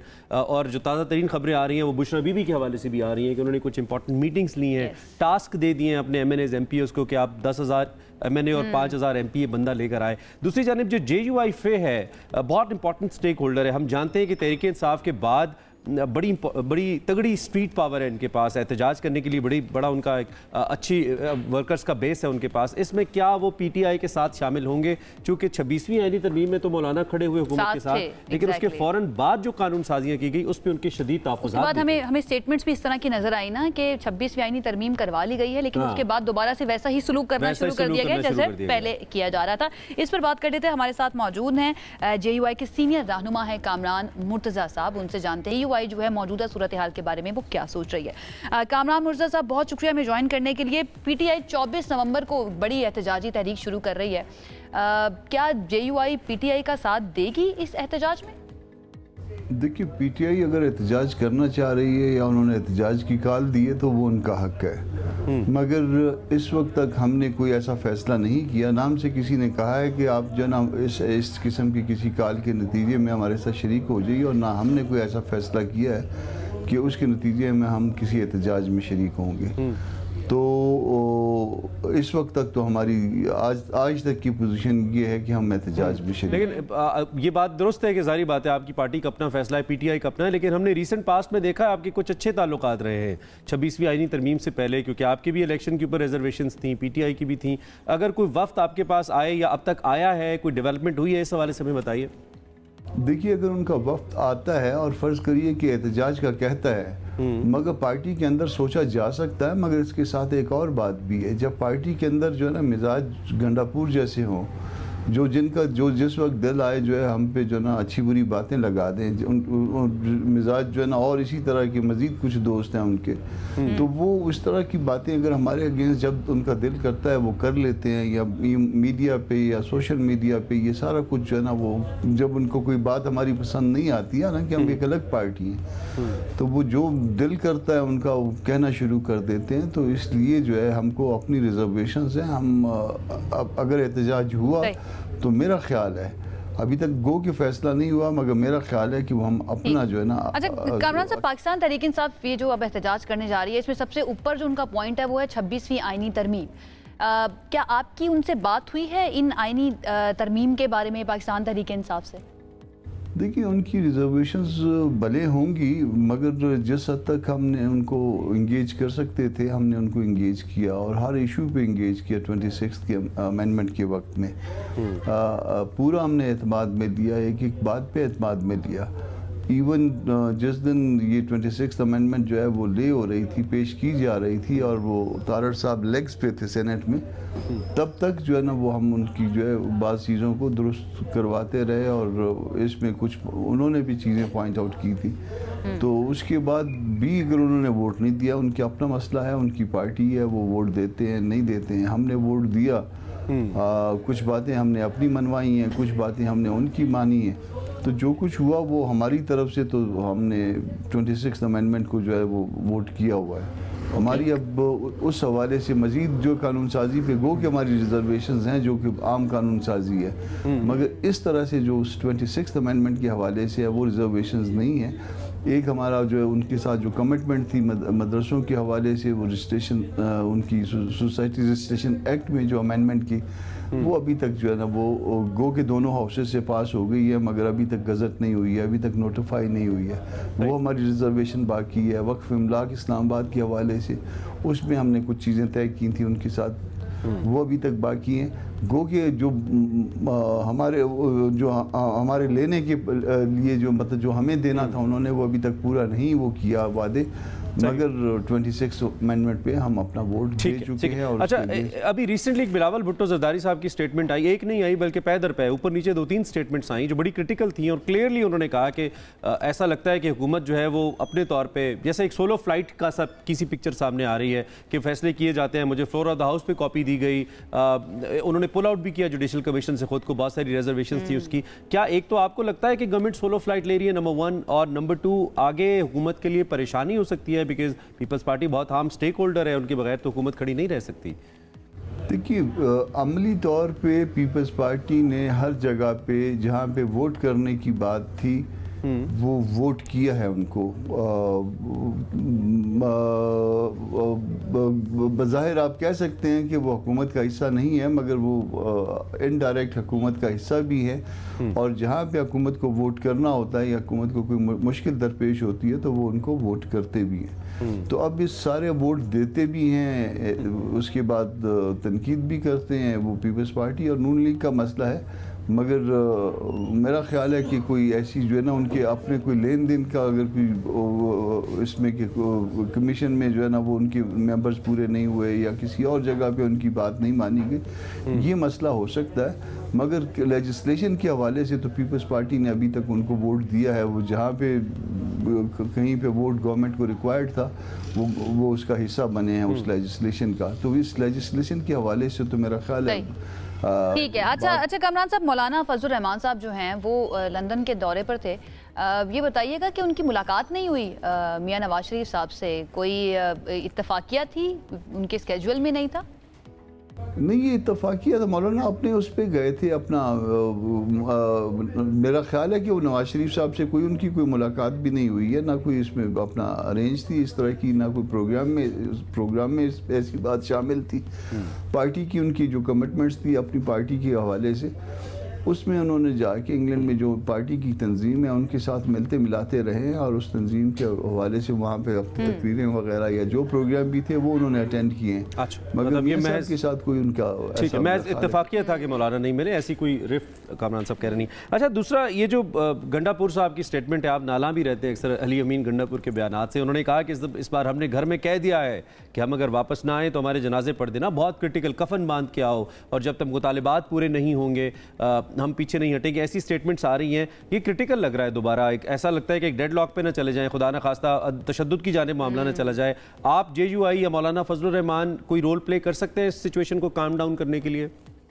देखिए, जब कोई रिक्वेस्ट आएगी तो फिर उसमें रिक्वेस्ट को फिर पार्टी के अंदर ज़ेरे गौर लाएंगे, मगर वो उन्होंने एक प्रोग्राम अगर आज खुद तरतीब दे दिया है और उसके लिए वो जनाजों तक आ गए हैं, तो ये जनाजे वाले काम तो ये हम तो नहीं करते, ये खुदकशियाँ और ख़ुदकश वाले काम जो है हम नहीं करते। वो फिर उनका इशू है, वो अपना बेहतर तौर पे इसको सोच लें और समझ के करें, मगर इतने दिनों में इस तरह के एहतजाज जो है वो मुनज़्ज़म नहीं होते और इस तरह के एहतजाज जो है नाकाम हो जाते हैं। और अगर ये एहतजाज उनका नाकाम हुआ तो दूसरों को कुव्वत देने के मुतरादिफ होगा। अच्छा कामरान साहब, ख्वाजा आसिफ साहब पर भी अटैक हुआ, हम बयानबाजी और वैसे तो देखते थे एहतजाज किया जाता था, नारे लगाए जाते थे, लेकिन अब भी ये जो हमला हुआ है, ये अटैक हुआ है, काफ़ी क्रिटिकल भी इसको कहा जा रहा है, उनको FIR भी दर्ज करवानी पड़ी, पुलिस के पास जाना पड़ा ख्वाजा आसिफ साहब को। आपको नहीं लगता कि जो हमारे जितने भी पॉलिटिकल लीडर्स हैं उनको अपने कारकुनों की तरबियत भी करनी चाहिए कि आपने किस तरह से बिहेव करना है? क्या लगता है आपको? जी बिल्कुल गलत है, ऐसा नहीं होना चाहिए। जो जिन पार्टी से वो लोग ताल्लुक़ रखते हैं, हमला करने वाले या इंसल्ट करने वाले, उन पार्टी की लीडर्स, उस पार्टी की लीडरशिप को चाहिए कि वो इस तरह के मामलात से रोके, वरना फिर इस तरह से दूसरी पार्टी अगर काउंटर करने लग गई तो दोनों फरीकों के लोग जो है ना वो बेइज्जत होने लग जाएंगे। सियासत में कोई बेइज्जती के लिए तो नहीं आता। नज़रियात आप इत्तफाक भी कर सकते हैं, इख्तलाफ भी कर सकते हैं, मगर एहतराम के दायरे के अंदर। और ये बेइज्जती वाला जो प्रोग्राम है ये इस तरह से नहीं होना चाहिए। पार्टी के लोग उनको रोकें और कहें कि इस तरह से बेइज्जती का काम ना करें। ठीक है। अच्छा मैं वंस अगेन थोड़ा बिल्कुल इन दी एंड, एक तो मेरा ये आखिरी सवाल है, आपके वक्त का शुक्रिया कि आप हमारे साथ हैं। आखिरी सवाल ये है कि जिस तरह के फैसले रिसेंट पास्ट में गवर्नमेंट ने किए, एक तो बड़ी तगोदो करनी पड़ी उनको आपके साथ बात करने के लिए, मौलाना को मनाने के लिए, फिर आपने कहा कि 4 इंपॉर्टेंट ऐसी शिकें थी जो कि निकाल दी गई और फिर 26वीं आईनी तरमीम लाई गई। लेकिन 26वीं आईनी तरमीम के आने के बाद ही फ़ौरन कुछ कानून साजी ऐसी हुई जिसके ऊपर बड़ी शदीद रिजर्वेशंस हैं, आपकी भी और दीगर सियासी जमातों की, तहरीक इंसाफ की तो हैं ही। तो इस किस्म के इनिशिएटिव जब बिलावल भी नाला है, मौलाना भी नाला है, लेने के बाद आपको लगता है कि हुकूमत अपने वजूद को एक इन अ सॉलिड वे बरकरार रख पाएगी? दो कि उनकी इस तरफ से स्टेटमेंट्स आई हैं कि बिलावल साहब के साथ नेगोशिएशन की जाएगी, इसाक डार साहब को टास्क दिया है प्राइम मिनिस्टर ने, लेकिन इसके बावजूद डू यू थिंक कि हुकूमत के लिए पॉसिबल होगा या हुकूमत को कुछ अपनी रविश तब्दील करना पड़ेगी? देखिए, ये इस वक्त जो हुकूमत है वो बिल्कुल गैर मकबूल है और इसका एहसास शायद इस्टेब्लिशमेंट को भी हो गया है कि इनकी कबूलियत नहीं है, और इसका एहसास मुमकिन तौर पे बिलावल को भी है। और जब बिलावल को और इस्टेब्लिशमेंट को ये एहसास है कि हुकूमत गैर मकबूल है, तो इसलिए जो है ना मुख्तलिफ बाज़ औक़ात जो है ना कुछ थोड़े थोड़े अरसे के बाद इस तरह की स्टेटमेंट्स आ जाती हैं और उसके बाद फिर कोई जो है ना इनको आपस में इकट्ठा करके बिठा देता है। मगर ये हुकूमत जो है ना वो मुनासिब अंदाज में इस तरह से नहीं चल पा रही जिस तरह से। Very interesting. कामरान मुर्तज़ा साहब हमारे साथ मौजूद थे और ये जो बड़ी क्रिटिकल स्टेटमेंट जो लास्ट उन्होंने बात की है ना, ये बड़ी मेरे लिए इंटरेस्टिंग भी है और सुन के जो है ना आई एम श्योर जो कुछ मखसूस सियासी जमात है ना उनके कुछ लोगों को बड़ा अच्छा भी लगा। वो एक पल्स जो हमें समझ आ रही है ना वो ये है कि अभी तक जो JUI है ना वो ऑपोजिशन मोड के अंदर है। जब 26वीं आईनी तरमीम के ऊपर, अच्छा उससे पहले मौलाना की एक स्टेटमेंट दी थी कि अब ये फॉर्म 47 की हुकूमत है या नहीं है, हमें इसके फैसलों पे यकीन करना पड़ेगा या इसको चलाना पड़ेगा क्योंकि यही हमारी हुकूमत है। अच्छा, और दूसरी जानिब जो ये जो सूरत हाल है अब पैदा हो रही है, इसमें अभी तक लगता है 26वीं आईनी तरमीम में वोट के बावजूद JUI जो है ना वो अभी तक ऑपोजिशन मोड के अंदर है और शायद 26 नवंबर मुश्किल हो सकता है। 26 नवंबर मुश्किल हो सकता है। 2 देर से कि कोई मसला नहीं हमारा। 26वीं आईनी तरमीम भी काफी मुश्किल थी लेकिन उसको भी गुजार ही लिया। आप देखना ये JUI पे जो है वो क्या करती है, ऑपोजिशन मोड में ही रहती है या फिर एक मरतबा फिर से हुकूमत का साथ देती है अगर हुकूमत उनसे राब्ता करती है। आपको पता ना ऐसी सिचुएशन में बहुत ज्यादा इंपॉर्टेंट हो जाता है JUI पे। और देखते हैं क्या होता है। हम यहाँ पे बैठे हैं ना, हम इसी काम के, हम ये सर्जरी करते रहेंगे यहाँ पे, आपको बताते रहेंगे और डिफरेंट एनालिसिस भी लेकर आते रहेंगे। इससे पहले कि ब्रेक लें, जब ब्रेक से वापस आएंगे, आप अगर पुर्तगाल जाना चाहते हैं, बैरो-ए-क़ानूस के किनारे वाकई आप भेज कर ही रहेंगे, यार ये इतना खूबसूरत है, क्यों ना जाएं, डॉलर्स कमाएं, अच्छा है, सर्व करें। ये एक मारूफ सियाती मकामात में से भी एक है, सयाहों की जन्नत भी इसे कहा जा सकता है। यहाँ से रोनाल्डो का भी ताल्लुक है, हो सकता है कभी हमें मिल जाए आते जाते। आजकल इमिग्रेंट्स के हवाले से जो यूरोपीय यूनियन है, इस पर दाखिले का टिकट इसको समझा जाता है कि जी आप उधर दाखिल हो जाए फिर आगे अपना रास्ता बना ले पाकिस्तानी। आप कैसे जा सकते हैं, इसके लिए क्या रिक्वायरमेंट्स हैं, हमने एक सेगमेंट प्लान किया है। जब हम वापस आएंगे तो कोशिश करें कि खुद भी इस हवाले से जाने और आपको भी बताएं, लेकिन उसके लिए आपको एक छोटा सा काम करना पड़ेगा, आपको एक ब्रेक लेनी पड़ेगी और साथ रहना पड़ेगा, हमारे साथ भी रहना पड़ेगा। साथ रहिए।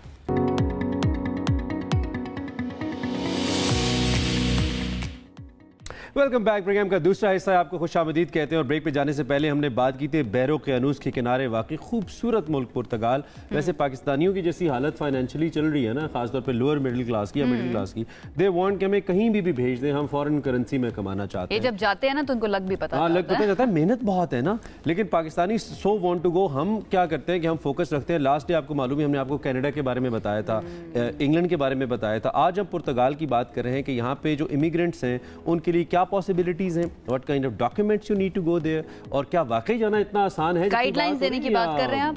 गाइडलाइंस कौन कौन सी बातों का ख्याल आपने रखना है, क्या क्या आपके जहन में होना चाहिए जिस वक्त आप क्या तैयारी होनी जाना चाहें पुर्तगाल? तो इसके लिए हमारे साथ कौन है आज, जरा ये बता दें। जी, हमने इस पे बात करनी है।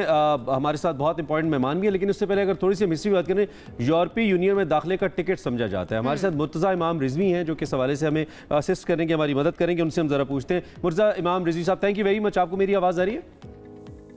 जी सर, शुक्रिया आपका बहुत बहुत, मैं सुन सकता हूँ। Thank you very much for joining us. Murtaza, एक तो ये कि क्विकली हमें बताइए, ये जैसे पाकिस्तानी आस लगा बैठे हैं कि जी अब तो शेंजन के लिए कैसे मुख्तलिफ है पुर्तगाल बाकी ममालिक से, और क्या वाकई it's a door to Europe for us? I mean हम इजीली यहाँ पे एंटर हो सकते हैं, बाकी मुल्कों जैसी पाबंदियाँ या मसाइल हम पाकिस्तानियों के लिए नहीं है यहाँ पे?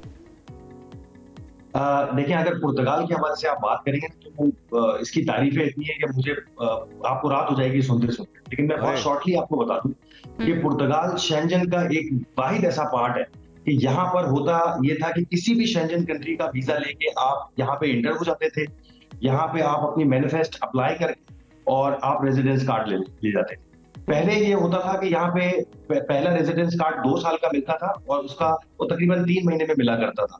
फिर जब ये न्यूज ऐसा ऐसा बढ़ती गई, सोशल मीडिया ने लोगों को बताया कि पुर्तगाल यूरोप का एक ऐसा शानदार हिस्सा है जहाँ पे आप बहुत आराम से पासपोर्ट ले सकते हो, शेंजन पासपोर्ट। तो पूरी दुनिया से लोग यहाँ पर आए, अमेरिका से, कनाडा से, इंग्लैंड से, पाकिस्तान से, ब्राजील से, और यहाँ पे बहुत ज्यादा क्राउड होती है उसके बाद। जी अच्छा मुर्तज़ा, ये बताइए, हम ये बात करें कि शेंजन वीज़ा आप लेकर यहाँ पर जा सकते हैं और पुर्तगाल से एंट्री कर सकते हैं। शेंजन वीज़ा लेना भी तो आसान नहीं है ना, हर किसी को नहीं मिलता हमारे यहाँ पर। उसके लिए थोड़ा सा गाइड कर दीजिए। और दूसरा ये कि कुछ नए कवानीन जो हैं वो बनाए भी गए हैं और कुछ पर पाबंदी भी लगा दी गई है, लाइक आर्टिकल 89 एंड 88। इन दोनों के बारे में भी बताएं, ये दोनों क्या हैं आर्टिकल्स, ये कवानीन, और क्यों पाबंदी लगी है इन पर? देखिए, सबसे पहले ये 2 आर्टिकल की आपने मुझसे बात की, इसका थोड़ा सा बैकग्राउंड में आपको बता दूं। ये आर्टिकल 88 और 89 एक इतना आसान आर्टिकल था पुर्तगाल का कि आप किसी भी शेंजन कंट्री पे का वीजा लेके यहाँ पुर्तगाल आ सकते थे और काम की बुनियाद पे या सेल्फ एक्टिविटी की बुनियाद पे यहाँ का रेजिडेंस कार्ड ले सकते। मिसाल के तौर पे, अगर आपके पास जर्मनी का वीजा है, आप पुर्तगाल में लीगल एंटर हो गए हैं, तो आप यहाँ जॉब ढूंढ के यहाँ पे रेजिडेंस कार्ड ले सकते थे। या अगर आप कोई यूट्यूबर हैं, कोई फेसबुक के कंटेंट क्रिएटर हैं, तो अपनी एक्टिविटी खोलकर यहाँ पर रेजिडेंस कार्ड ले सकते थे। अब हुआ ये कि ये 2 आर्टिकल बंद इसलिए हो गए कि पूरी दुनिया से, जर्मनी से, इटली से, फ्रांस से, अमेरिका से, इंग्लैंड से बहुत बड़ी तादाद पाकिस्तानियों की और बहुत बड़ी तादाद ब्राजीलियन की, ये तमाम तर शेंजन जोन को हटा के ये तमाम तर लोग यहाँ पर आए। जो इनका सैफ और इमिग्रेशन का इदारा था वो एक तरीके से कोलैप्स कर गया। इनके पास अभी भी ऑलमोस्ट 4 लाख एप्लीकेशंस जो थी रेजिडेंस कार्ड की, वो पेंडिंग हो गई। 3 महीने से जो आपको रेजिडेंस कार्ड पहला 2 साल का 3 महीने में दिया जाता था, वो 2 साल पर आ गया उसका टाइम ड्यूरेशन। तो जिसकी वजह से इसको काम तो मुर्तज़ा, अब हमारे पास कोई है विंडो? मतलब ये जो आप सिचुएशन बता रहे हैं, आप चूंकि ट्रैवल करते रहते हैं, you understand this whole situation, क्या हमारे पास इसमें कोई ऐसा सोल्यूशन है अब भी पाकिस्तानीज़ के पास? Are there certain ways particularly हमारे स्टूडेंट्स और यंगस्टर्स के लिए, इफ यू कुड टेल? जी देखिए, मैं आपको इस बेहतरीन शो के वजह से मैं आपको एक बात बता सकता हूँ अपने तमाम नाज़रीन को, कि जितने भी मेरे वो लोग पाकिस्तानी भाई बहन जो कि स्वीडन, जर्मनी और फ्रांस, इटली में बैठे हैं स्टूडेंट वीजे पे और उनके वीजे एक्सटेंड नहीं हो रहे, तो आज भी अब भी पुर्तगाल उनके लिए ये बेहतरीन कंट्री है। ठीक है, उनको अपने वीजे के अंदर अंदर अपना जो उनका स्टूडेंट वीजा है उसके अंदर अंदर वो पुर्तगाल आ जाएं, यहाँ पे स्कूल में, कॉलेज में एडमिशन लें। और उनको उससे 2 फायदे हैं। पहला फायदा उनको ये है कि उनको जिलावतनी नहीं काटनी पड़ेगी, किसी भी यूरोपियन कंट्री में इलीगल नहीं रहना पड़ेगा। पुर्तगाल उनको आर्टिकल 92 के तहत यहाँ का रेजिडेंस कार्ड देगा। उनको फायदा ये है कि उनको पासपोर्ट तक भी पहुंच सकते हैं यहाँ आकर, 5 साल में लीगल रहेगा। दूसरा फायदा ये है कि उनको स्किल में भी वो स्किल भी सीख सकेंगे। अच्छा मुर्तजा, कुछ पुर्तगाल के बारे में बताइए ना। आपने कहा कि मैं तारीफ शुरू करूंगा ना तो शाम हो जाएगी, तारीफें खत्म नहीं होंगी, तो कुछ बताएं थोड़ा सा। हमारे खूबसूरत हम देख तो रहे हैं, लेकिन वो खुद जब आपने ट्रैवल किया ना तो ज्यादा बेहतर आप अक्कासी कर सकते हैं मनाजिर की, जरा बताइए। जी देखिए, पुर्तगाल की सबसे ज्यादा खूबसूरती ये है कि यहाँ ये शेंजन कंट्री है, ठीक है। आपको जर्मनी जाने के लिए अगर आप यहाँ आ जाते हैं, रेजिडेंस कार्ड ले लेते हैं, जर्मनी जाने के लिए, स्वीडन जाने के लिए, नॉर्वे जाने के लिए, स्विट्जरलैंड जाने के लिए आपको वीजे की जरूरत नहीं, पहली चीज। दूसरी चीज यहाँ की सबसे ज्यादा खूबसूरत ये है कि यहाँ का वेदर बहुत खूबसूरत है, बहुत हसीन वेदर है, चारों तरफ ग्रीनरी है। तीसरी सबसे अच्छी चीज इसकी ये है कि ये दुनिया के पीसफुल कंट्री में से एक है, ठीक है, टॉप ऑफ द लाइन में है ये। इसकी चौथी अच्छी चीज ये है कि इसका जो पासपोर्ट है, जो पोर्चुगीज पासपोर्ट है, वो दुनिया में चौथे नंबर पे बेहतरीन पासपोर्टों में उसका शुमार है। अगर आप यूएस का पासपोर्ट देखेंगे तो इसके नीचे है, ये यूएस के पासपोर्ट से ऊपर है। अच्छा, इसकी पांचवी मैं आपको अच्छी चीज बताऊं कि ये इतना इमिग्रेंट फ्रेंडली रहा है कि यहाँ पे हमारे लोग पाकिस्तानी जो कि गैर कानूनी रास्तों से भी गए हुए थे, उसको भी इसने अपने कंट्री में बुला बुला के उसको पेपर दिए और वो अपने रिश्तेदारों से। मैं ऐसे लोगों से मिला हूं, यकीन करें, जिसको 15-15 साल हो गए स्वीडन में, वो इलीगल थे ना, उनके पास कागज थे। ये खूबियां बहुत है बताने के लिए, और कुछ खूबियां तो आप बता भी नहीं सकते और यार, इतनी खूबियां भी हैं। We know that Portugal is बहुत आपको बताया ना मैंने कि हां वही ना, वही बीइंग ट्रैवलर, राइट। सो हां प्लीज आपने सुना होगा, एक खूबी और बताता चलूं, पुर्तगाल पाकिस्तानी, अगर आप पाकिस्तान से यहाँ पर आते हैं और आपको रेजिडेंस कार्ड मिल जाता है तो पाकिस्तानी ड्राइविंग लाइसेंस पे आप यूरोप का ड्राइविंग लाइसेंस अपना पाकिस्तानी चेंज करवा सकते हैं, कोई शेंजन कंट्री नहीं करता। ये सारी चीजें आप हमें अब क्यों बता रहे हैं? आर्टिकल 89 वगैरह जो लागू हो चुके, 88, 89, ये पहले बताते थोड़े बहुत, हम भी एक और तरीका भी हो सकता है, पब्लिक प्रोफाइल पे चले, एक और तरीका भी हो सकता है ना, वो प्रॉपर्टी के बारे में मुर्तजा मैंने सुना है कि वहाँ पर प्रॉपर्टी अगर आप खरीद लें तो उससे आपको काफी सहूलत मिल जाती है। जरा इसके बारे में भी थोड़ा सा एक्सप्लेन कर दें। कुछ पाकिस्तानी सोसाइटीज की एक्सटेंशन भी है वहाँ, एग्जैक्टली, कुछ कंट्रीज जो है ना वो आपको पासपोर्ट तक दे देती हैं, आप प्रॉपर्टी खरीदते हैं, कुछ के लिए ये कहा गया है कि वो इमिग्रेशन आसान हो जाती है। यहाँ पर क्या सिचुएशन है? देखिए, अगर आप, मुझे ऐसा लगता है अगर आपके पास पैसा है ना तो पूरी दुनिया आपके लिए आसान है, ठीक है। हम इस वक्त बात करेंगे उन लोगों की जो कि हमारे मुल्क का थोड़ा गरीब तबका, तो उसके लिए ये 5 लाख यूरो की जो यहाँ प्रॉपर्टी बाय करना है वो आसान नहीं। और ये जो गोल्डन वीजे की आप बात कर रही हैं, इसमें कम से कम आपके पास 5 लाख यूरो होने चाहिए, तो जाके आपको यहाँ पे गोल्डन वीजा मिलता है, तो आप पासपोर्ट तक पहुंचेंगे। थोड़ा सा मुश्किल प्रोसेस है हमारे लोगों के लिए। अच्छा, एक चीज मैं आपको और बोलना चाहूंगा, प्लीज अपने आपके इस चैनल की तवज्जुह से, ये हमारा प्रोग्राम जो भी देख रहा है, जो भी मैं पुर्तगाल की तारीफ कर रहा हूँ, खुदा के लिए इल्लीगल रास्ता बिल्कुल मत इख्तियार कीजिएगा। हमारे लोग जो हैं वो वीडियो देखते हैं और वो जंगल। अच्छा, मैं अब बिल्कुल आखिरी सवाल है मेरा, क्विकली आखिर में सिर्फ ये बता दें कि अगर कोई पाकिस्तानी इस वक्त, उसने आपको और हमें देखा और ये सोचा है कि यार मैं पुर्तगाल जाना चाहता हूँ इस वक्त, राइट एट दिस मोमेंट, वो क्या करना शुरू कर दे? सीइंग द बैंक स्टेटमेंट्स, उसकी अपनी कोई क्रेडिट हिस्ट्री, क्या करना इस वक्त वो पाकिस्तानी डॉक्यूमेंट्स को लेकर शुरू कर दे कि वो आज से 5, 6, 8 महीने बाद कर सकता है पुर्तगाल के लिए? प्लीज। देखिए, सबसे पहले तो मैं उन लोगों को बोलूंगा जो जिनके पास बजट कम है और वो इजीली शेंजन वीजा ले सकते हैं, तो उनको मैं बोलूंगा कि 6-8 महीने रुक जाएं। ये 4 लाख केसेस खत्म करेंगे और दोबारा इमिग्रेशन खोलेंगे। पुर्तगाल की हिस्ट्री है कि इमिग्रेशन दोबारा खुलेगी 100%। 6-8 महीना, 1 साल रुकेंगे, 4 लाख केसेस खत्म करेंगे, आप फिर आ जाएंगे यहाँ और आके इमिग्रेशन ले लेंगे। ये भी है। अगर स्टूडेंट हैं तो स्टूडेंट का रास्ता अभी भी है।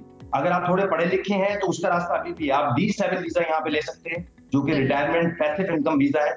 आप D2 वीजा जो है वो बिजनेस प्लान वीजा है, वो यहाँ पे ले सकते हैं। ये सब आपको 5 साल रहने पे आपको ये पुर्तगीज पासपोर्ट दे सकते हैं, फिर दुनिया में आप कहीं भी रह सकते हैं। बहुत जबरदस्त और आसान अल्फाज में बताया आपने हमें। इंशाल्लाह हम आपको वहीं पे ज्वाइन करेंगे समडे इंशाल्लाह। Thank you so much. Murtaza Rizvi हमारे मौजूद थे और उन्होंने बड़े अच्छे अंदाज में, बड़े आसान अल्फाज में रहनुमाई किया कि किस तरह से आप पुर्तगाल जा सकते हैं। जो ख्वाहिश रखते हैं ना उनको 6 से 8 महीने थोड़ा सा इंतजार करना पड़ेगा, क्योंकि एक मरतबा फिर से वो ओपन कर देंगे जो उन्होंने बंद किए हुए ये दोनों आर्टिकल जिनका आप शिकवा कर रहे थे कि आप 4 लाख का बैकलॉग है एक्चुअली ना, तो वो बैकलॉग खत्म हो जाएगा, then you can apply and you can go there. अब एक ब्रेक ले लेते हैं, ब्रेक से वापस आएंगे, कुछ मजीद बात करेंगे, साथ रहिए।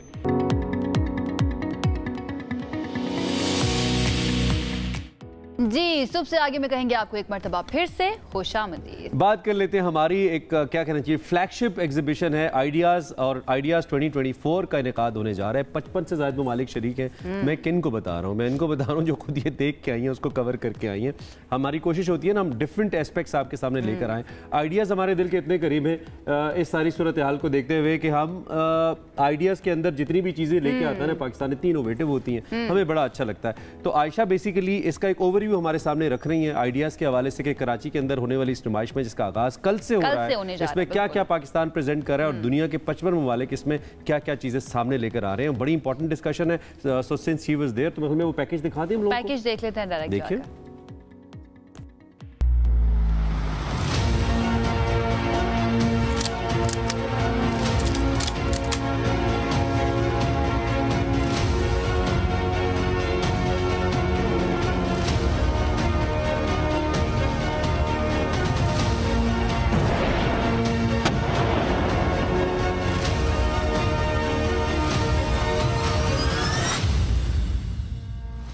पाकिस्तान की आर्म्ड फोर्सेस का शुमार दुनिया की बेहतरीन आर्म्ड फोर्सेस में से होता है। अब उनको बेहतरीन बनाता कौन है? ये होती है उनकी जुर्रत और उनका जज्बा, जिसका कोई सानी नहीं है। लेकिन एक और चीज़ है जो उनको मज़ीद मजबूत करती है, उनकी दिफाई सलाहियतों को मज़ीद निखार कर उभार कर सामने लेकर आती है। वो होते हैं आलाते हर्ब। मैं आज मौजूद हूँ POF यानी पाकिस्तान ऑर्डिनेंस फैक्ट्री की BOB बोर्ड ऑफिस बिल्डिंग के अंदर, जहां पर ये सारा डिस्प्ले मौजूद है कि पाकिस्तान आर्मी, पाकिस्तान नेवी और पाकिस्तान एयरफोर्स जो है वो कौन कौन सा असलहा इस्तेमाल कर रही है और ये कब से काम कर रही है, इन सब के बारे में आपको बताएंगे। लेकिन आज ख़ास तौर पर हमें फोकस जो है वो ये करना है कि आइडियाज़ नुमाइश 2024 होने वाली है, उसका 12वां एडिशन चल रहा है। इसमें POF की जानिब से कौन कौन से ऐसे प्रोडक्ट्स बनाए गए हैं जो वो नुमाइश के लिए रखेंगे वहाँ पर, और एक्सपोर्ट के अंदर कितना किरदार अदा कर रहे हैं पाकिस्तान की, इसके ऊपर आज हम बात करते हैं।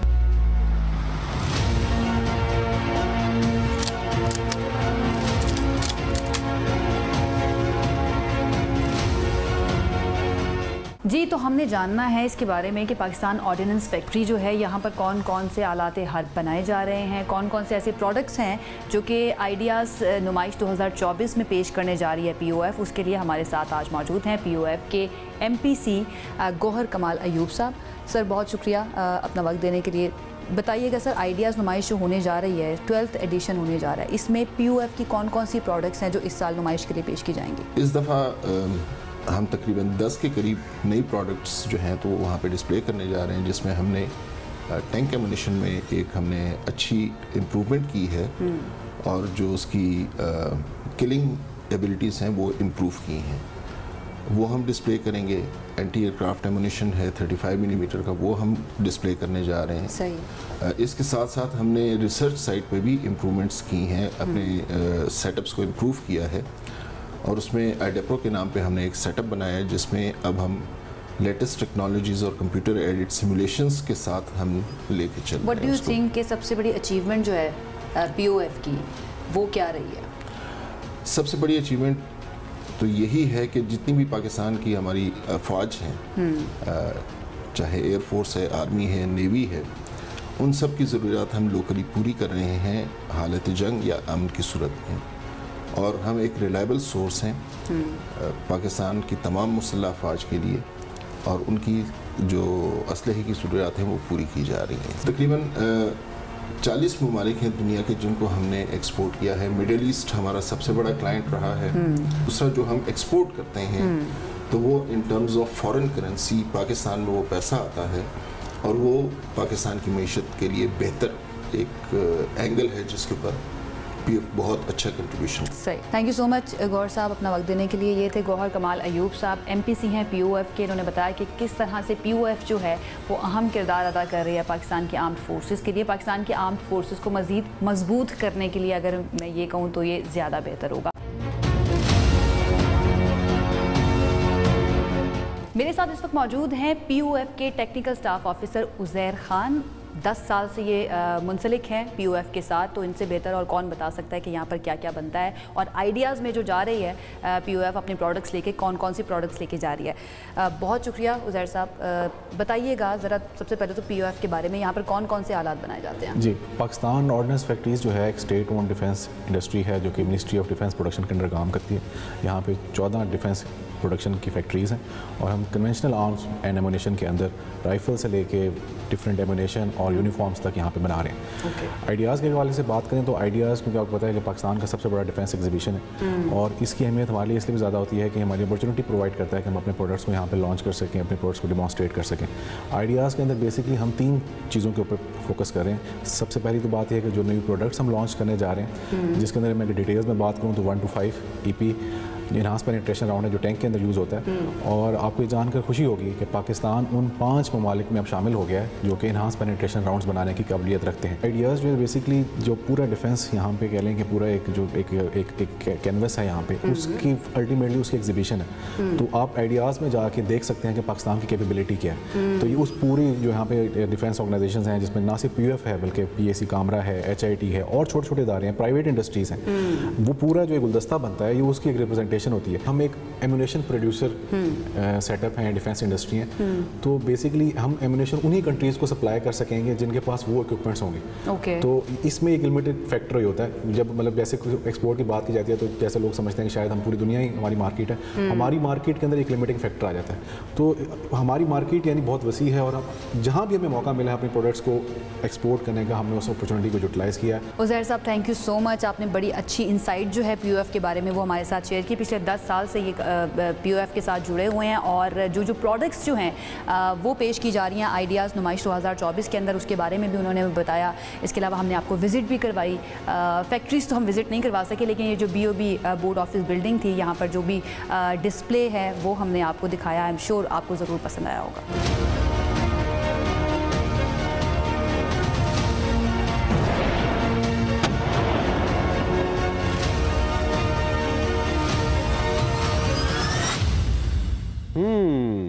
Good job, very informative Ayesha. बहुत अच्छा एक्सपीरियंस रहा। वहाँ पर 10 से ज़ायद प्रोडक्ट्स हैं जो आइडियाज़ नुमाइश 2024 में पेश करने जा रही है।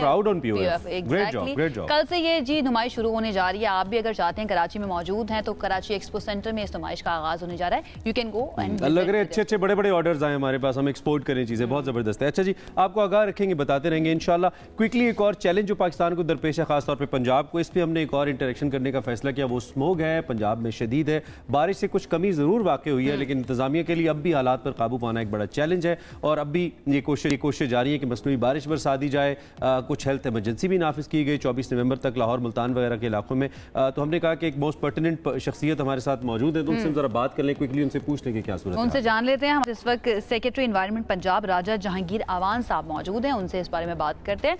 आवान साहब बहुत शुक्रिया ज्वाइन करने के लिए। सबसे पहले तो ये बताइएगा कि ग्रीन लॉकडाउन लगाया गया था और कहा गया था कि इससे काफ़ी कंट्रोल हो जाएगी, एक्सपेक्ट ये किया जा रहा था, लेकिन यहाँ पर खिलाफ वर्जी की जा रही है। क्या इसकी वजह है? क्या आगाही का फुकदान है या फिर सही तरह से इम्प्लीमेंटेशन नहीं हो पा रही है? आगाही बढ़ाने के लिए क्या इकदाम किए जा रहे हैं? हाँ जी, आप बिल्कुल ठीक कह रहे हैं कि शहरी जो हैं हमारे वो बिल्कुल बहुत कम तावन करते हैं, बल्कि ना होने का तावन करते हैं। आपको याद होगा जब हमने प्राइमरी स्कूल बंद किए तो लोगों ने बच्चे लेके पार्क्स में जाना शुरू कर दिया, फिर हमें पार्क्स बंद करने पड़े और लोगों ने अपने बच्चों को लेके जो है वो शॉपिंग मॉल्स में जाना शुरू कर दिया। शॉपिंग मॉल्स को जब कंट्रोल किया गया तो लोगों ने अपने बच्चों को रेस्टोरेंट्स और बाहर, तो इसी तरह ये लोगों को चाहिए कि अपने खुद से जो उनको चाहिए करना कि अपने बच्चों का ख्याल रखें। और ख़ास तौर पे ये एक तो हिस्सा वो है जो इस वक्त हेल्थ इमरजेंसी है 2 शहरों में, लाहौर और मुल्तान में। हमने तमाम हॉस्पिटल्स में डॉक्टर्स पैरामेडिक्स की छुट्टियां मनसूख कर दी हुई हैं। नंबर 2, हमने वहाँ पे OPD जो आउटडोर पेशेंट डिपार्टमेंट है उसका टाइमिंग बढ़ा दी हुई है ताकि खुदा न खास्ता दिन में किसी वक्त या शाम में किसी वक्त भी आपको कोई तकलीफ हो तो आप हॉस्पिटल जा सकते हैं। वैसे इमरजेंसीज और 24/7 खुली होती हैं। फिर वहाँ पे जो जितनी भी रेस्पिरेटरी डिजीज़ के रिलेटेड मेडिसिन है वो बफर मौजूद है। तो ये और रेस्क्यू 1122 को हदायत की गई है, जो भी स्ट्रेस कॉल आए, जो आपको रेस्पिरेटरी या ब्रीदिंग का इशू हो तो उसको प्रायोरिटी पे रिस्पॉन्ड करें। लेकिन शहरी जो हैं उनको चाहिए कम से कम बाहर निकलें, क्योंकि उनकी गाड़ी, उनका मोटर बाइक वो धुआं देता है, वो स्मॉग में इजाफे का बायस बनता है। अपनी गाड़ी और मोटर बाइक्स फिक्स करें, कूड़े को आग मत लगाएं, किसी भी किस्म का धुआं जो है जिसमें आपकी स्मॉग कंट्रीब्यूशन है उससे परहेज करें। अदरवाइज ये सिर्फ हुकूमत अकेली नहीं कर सकती, ये मीडिया हुकूमत कहाँ कर सकते हैं। और लाहौर के शहरियों से मेरी गुजारिश है, 1-2-4 दिन सब्र कर लेंगे तो क्या हो जाएगा, थोड़ा सा हिस्सा डाल लें आप अपना, कोई फ़र्क नहीं पड़ता है, हर बात हुकूमत पे ना डाला करें। अच्छा, मुख्तलिफ कारोबारी लोग कह रहे हैं कि हमारी सरगर्मियाँ बड़ी मुतासर हो रही हैं। अब जाहिर बात है टाइमिंग पे फ़र्क पड़ता है तो मुतासर होती हैं। इसके लिए एक तो ये कि किस हद तक दुरुस्त है और इस मसले से कोई निमट रहे हैं, आपके पास कोई इसका भी प्लान है उन लोगों के लिए? जी मैं बिल्कुल समझ सकता हूँ जी, ये इकोनॉमिक कॉस्ट है इसकी, स्मोक की इकोनॉमिक कॉस्ट है। जब हम लॉकडाउन करते हैं तो कारोबारी सरगर्मियाँ मुअत्तल होती हैं, उससे बेरोज़गारी में भी इजाफा होता है। लेकिन हमें सबको सोचना चाहिए कि जब भट्टा बंद किया जाता है तो भट्टे वाले ने उसमें जो हरकत की हुई है, जो उसका धुएँ की वजह से जो आज मैं और आप कैंसर जैसी मूजी मर्ज का शिकार हो रहे हैं, तो उसको अपने वो SOPs पे अमल करना चाहिए। जहाँ पे कंस्ट्रक्शन साइट्स बंद की गई हैं तो एक SOP मौजूद है, वो क्यों नहीं वो SOPs को इस्तेमाल करके और अपनी ये कंस्ट्रक्शन का एक्टिविटी करते हैं। इंडस्ट्रियल एमिशन क्यों इंडस्ट्रीज क्यों स्मोक दे रही हैं, वहाँ पे क्यों नहीं एमिशन कंट्रोल सिस्टम्स लगाए जाते। दुकानदार हजरात भी हमारा अर्ली मॉर्निंग माशाल्लाह शुरू करना चाहिए और इवनिंग से पहले ख़त्म करना चाहिए। दुनिया में भी ऐसी सिस्टम है, हम क्यों इंतज़ार करते हैं कि रात भर तक हम जागते रहें और फिर पूरी ट्रैफिक को भी सड़कों पर रखें, हमारी जो जनरेटर्स भी यूज़ करें उसका भी धुआं एमिट करें। हर चीज़ की एक ट्रेड ऑफ है और मैं समझता हूँ, लेकिन हम ये इसको कोई गैर मुय्यना मुद्दत के लिए नहीं कर रहे। इंशाल्लाह हम बहुत क्लोजली मॉनिटर कर रहे हैं और आहिस्ता आहिस्ता हम होल्ड एंड रिलीज़ वाला कॉन्सेप्ट जो है कि हम कोई सेक्टर खोल देंगे, कोई सेक्टर बंद करेंगे, क्योंकि हमें स्मॉग में लोगों की ज़िंदगियां बचानी है और हमें at the same time SOP पे अमल दरामद भी करवाना है। अभी इस पे गवर्नमेंट की ज़ीरो टॉलरेंस है। आपको पता है कि हमने 850 के करीब भट्टे गिरा दिए हैं, कोई 150 के करीब हमने छोटी फैक्ट्रियाँ। इस पर भी जाहिर है आता है कि जी आप लोगों को रोज़गार ख़त्म करें, लेकिन फिर आप देख लें, आप फिर उसको अगर SOP के मुताबिक नहीं चलाएंगे, आप कानून पे अमल दरामद नहीं करेंगे तो फिर आपको ये स्मॉग इस पे जीरो टॉलरेंस होनी चाहिए बिल्कुल गवर्नमेंट की जानिब से। एंड अगेन गवर्नमेंट जो है ना वो अकेली नहीं कर सकती, हर फर्द को अपनी जिम्मेदारी निभानी पड़ेगी। बहुत शुक्रिया। राजा जहांगीर अनवर साहब हमारे साथ मौजूद थे, सेक्रेटरी एनवायरनमेंट पंजाब हैं। अच्छा काम किया जा रहा है, लेकिन एक अच्छी बात यह है कि हुकूमत नजर आ रही है, हुकूमत की इंटेंट है। शहरियों से गुजारिश है, प्लीज आप भी ताउन करें, क्योंकि ये मसला हम सबका है। सिर्फ हुकूमत पे डाल दें या ना डालें, नुकसान हम सबका है। अल्लाह हमें जल्दी इससे निकालें। इस दुआ के साथ हम एक ब्रेक ले लें। एक ब्रेक लेते हैं। Stay with us.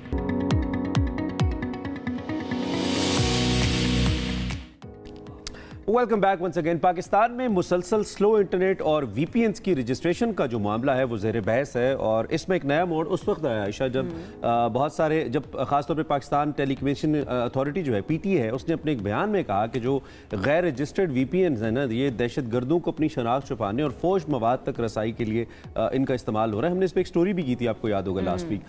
PTA का ये कहना है कि मुल्क में हज़ारों ऐसे गैर अखलाकी और गुस्ताखाना मवाद वाले URLs हैं जिनको ब्लॉक किया जा चुका है। दूसरी जानिब जो इस्लामिक आइडियोलॉजी काउंसिल है उसने भी VPNs को गैर शरई करार दिया है। तो हमने ये कहा कि हम इस पर ज़रा बात करें कि VPNs किस तरह गैर शरई हैं और पाकिस्तान उलमा काउंसिल क्या सोच रही है। बिल्कुल इसी पर हमने मधु भी कर लिया। हमारे साथ मौजूद हैं चेयरमैन पाकिस्तान उलमा काउंसिल अल्लामा ताहिर अशरफी साहब। अल्लामा ताहिर अशरफी साहब, बहुत शुक्रिया हमें ज्वाइन करने के लिए। सर, सबसे पहले तो मैं ये जानना चाहूँगी कि इस्लामी नजरियाती काउंसिल के चेयरमैन का जो मौक़िफ़ है कि गैर शरई उन्होंने करार दे दिया इन VPNs के इस्तेमाल को, क्या आप मुत्तफ़िक हैं इससे? बिस्मिल्लाहिर्रहमानिर्रहीम नहमदुहु व नुसल्ली व नुसल्लिम अला रसूलिहिल करीम। देखिए, गुजारिश ये है कि अगर हम इस सारे अमल में पूरी बात नहीं करेंगे तो कौम को भी बात समझ नहीं आएगी और इसी तरह कन्फ्यूजन रहेगी, जैसे इस्लामी नज़रियाती कौंसिल के इस बयान के हवाले से कन्फ्यूजन पैदा हुई है। बात यह है कि गुज़श्ता तकरीबन 3-4 साल से मुसलसल हमारी कोशिश थी और हम इमरान खान साहब के दौर में भी, उसके बाद भी निगरान हुकूमत में भी, PDM की हुकूमत में भी, तमाम हुकूमतों से ये गुजारिश करते रहे हैं कि वो मवाद जो तौहीन मज़हब, तौहीन नामूस रिसालत, पाकिस्तान के अंदर इंतशार, पाकिस्तान में तशद्दुद, दहशत गर्दी को प्रमोट करता है, वो जो वेबसाइट्स हैं, एप्लीकेशन हैं, उनको बैन किया जाए। और उससे मुतासिर हो रहे हैं हमारे लोग। इस वक्त तकरीबन 400-450 लोग जो हैं वो तौहीन रिसालत और तौहीन मज़हब के मुकदमात में जेलों में पड़े हुए हैं और उनमें पढ़े लिखे सारे लोग हैं जो बहरहाल कहीं ना कहीं इसका शिकार हुए, इसके आदी बन गए और अफसोस की बात है, लेकिन बहरहाल उनके हाथों ये जुर्म हुआ कि उन्होंने तौहीन की। उस पर पीटीए ने, अल्लाह जज़ाए खैर दे पीटीए के चेयरमैन को और वज़ीर आज़म साहब को और हमारे सिपा सलाह जनरल हाफिज़ सैयद आसिम मुनीर साहब को, मुल्क के सलामती के इदारों को, उन्होंने मेहनत की और तकरीबन 1 लाख से ज़ायद वेबसाइट जो हैं और एप्लीकेशन और इस तरह की चीज़ें उनको बैन के लिए करने के लिए जो भी प्रोसेस था उसको मुकम्मल करवाया और आज वो इस मुल्क में बैन हुई हैं। उसके बाद एक सवाल पैदा हो गया कि जी ये इतनी ज़्यादा जो अटेम्प्ट है पाकिस्तान से, जब आपने बैन कर दी है इन वेबसाइट्स को और इन एप्लीकेशन को, फिर क्यों हो रही हैं? तो पता चला कि वीपीएन के ज़रिए एक एक दिन में कई लाख बल्कि करोड़ों की तादाद में हिट हो रही हैं वो जो वेबसाइट्स हैं जो बैन की हैं, वो एप्लीकेशन हैं जो बैन की हैं। अब यहाँ मेयार जो है वो वीपीएन या मोबाइल या वेबसाइट नहीं है, मेयार तो है कि अगर एक आदमी एम्बुलेंस है उसके पास और वो मरीजों को ले जाता है तो बहुत अच्छी बात है, लेकिन अगर उसी एम्बुलेंस के अंदर वो बारूद रख के ले जाके कहीं मार देता है तो आप फतवा उसके अमल पे लगाएंगे, एम्बुलेंस पे नहीं लगाएंगे। ठीक है, वीपीएन के हलाल या हराम होने की बात नहीं है। अगर वीपीएन इस्तेमाल करने वाला उसका इस्तेमाल गलत करता है तो गलत होगा, सही करता है तो सही होगा। मुझे आप बताइए कि अगर हम अब रजिस्ट्रेशन हो गई वीपीएन की, बहुत अच्छी बात है। रजिस्ट्रेशन से जो हमें मालूमात दी गई हैं या मालूमात हमने ली हैं वो ये है कि कम अज़ कम ये पता चल जाएगा कि कौन लोग वहाँ तक रसाई करते हैं ममनुआ जो वेबसाइट्स हैं या एप्लीकेशन हैं।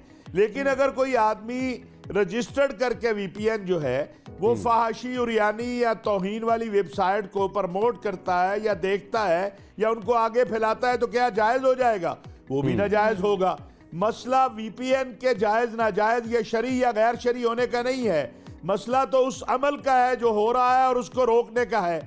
आप उसको अभी आपको पता चलता है कि फुला शख्स जो है फुला जगह के ऊपर वो आके दहशतगर्दी करेगा, तो क्या आप रास्ते में पुलिस खड़ी होती है कि नहीं होती उसको रोकने के लिए? या आप कहते हैं नहीं जी ये यही मुअस्सर हल है? हाफिज साहब यही मुअस्सर हल है। और जो टेक्नोलॉजी को समझने वाले लोग हैं ना, और हम हमेशा इस बात की वकालत करते हैं, कम से कम मैं तो खुलेआम करता हूं कि पाबंदी किसी चीज का हल नहीं है।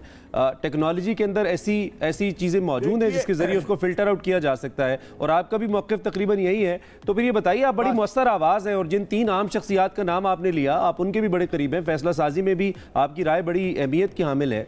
तो आप इस मामले को फिर रिफॉर्म और तफहीम से हल करने के लिए कोई राय आपने पेश की है कि बजाय इसके एक लाइन खींच दी जाए? क्योंकि अल्टीमेटली फिर मुल्क का जो मुस्तकबिल है वो भी तो इंटरनेट से वाबस्ता है ना हाफिज साहब। अब अगर बिल्कुल सब कुछ बंद कर देंगे तो नौजवान क्या करेंगे? आप सबको एक ही उसे रस्सी से या एक ही छड़ी से तो नहीं हाँक सकते ना। बिल्कुल, मैं आज आपके इस प्रोग्राम के जरिए ये बात कहना चाहता हूँ कि ना पाकिस्तान के उलमा, ना हुकूमत, ना रियासत के इदारे किसी जदीद टेक्नोलॉजी के मुखालिफ नहीं है भाई। ये एक मखसूस तबका है। मुझे आप बताइए, इस पे तो बड़ी बात हो रही जी। मैं समझता हूँ लफ्ज़ों में इस्लामी नजरियाती कौंसिल की जो प्रेस रिलीज है उसमें थोड़ा सा लफ्जों में इबहाम पैदा कर दिया। उसमें लंबी प्रेस रिलीज लिखी गई, उसमें कुछ चीजें कुछ वजह से इबहाम पैदा हो गया। लेकिन मेरा आपसे एक और सवाल भी है कि जदीद टेक्नोलॉजी का जायज इस्तेमाल तो हम सब उस पर मुत्तफिक हैं, लेकिन जो लोग इस वक्त बगैर सोचे समझे, यानी अगर एक बार नजरियाती कौंसिल की प्रेस रिलीज में ये बात आई कि वीपीएन का लफ्ज लिखा गया कि गैर शरी है, बजाय इसके कि ये लिखा जाता कि उसका गैर शरी इस्तेमाल नाजायज है, ठीक है। उसके बाद कई 100 बार उसकी वजाहत भी आ गई। और मैं आपसे ये पूछता हूं कि ये जो आपके सोशल मीडिया एक्टिविस्ट है या यूट्यूबर है, ये सारा दिन झूठ बोलते हैं। ये सुर्खी कुछ लगाते हैं, अपना टाइटल कुछ देते हैं और अंदर कुछ करते हैं। ये रोज सुबह जो एक तबका है, एक जमात को पसंद करता है, वो मेरी गुजारिश ये है ना कि आप निकाल लीजिए। मैं आपको जो पाकिस्तान के मेन बड़े 8-10 यूट्यूबर अपने आप को बहुत उनका निकाल लीजिए और मेरे साथ आप बैठ जाइए कि 90% झूठ बोलते हैं। क्या इसको रुकना नहीं चाहिए? क्या इससे मुल्क की मईशत नहीं तबाह होती? क्या इससे मुल्क की मुआशरत नहीं खराब होती है? बिल्कुल इसको रेगुलेट करना चाहिए।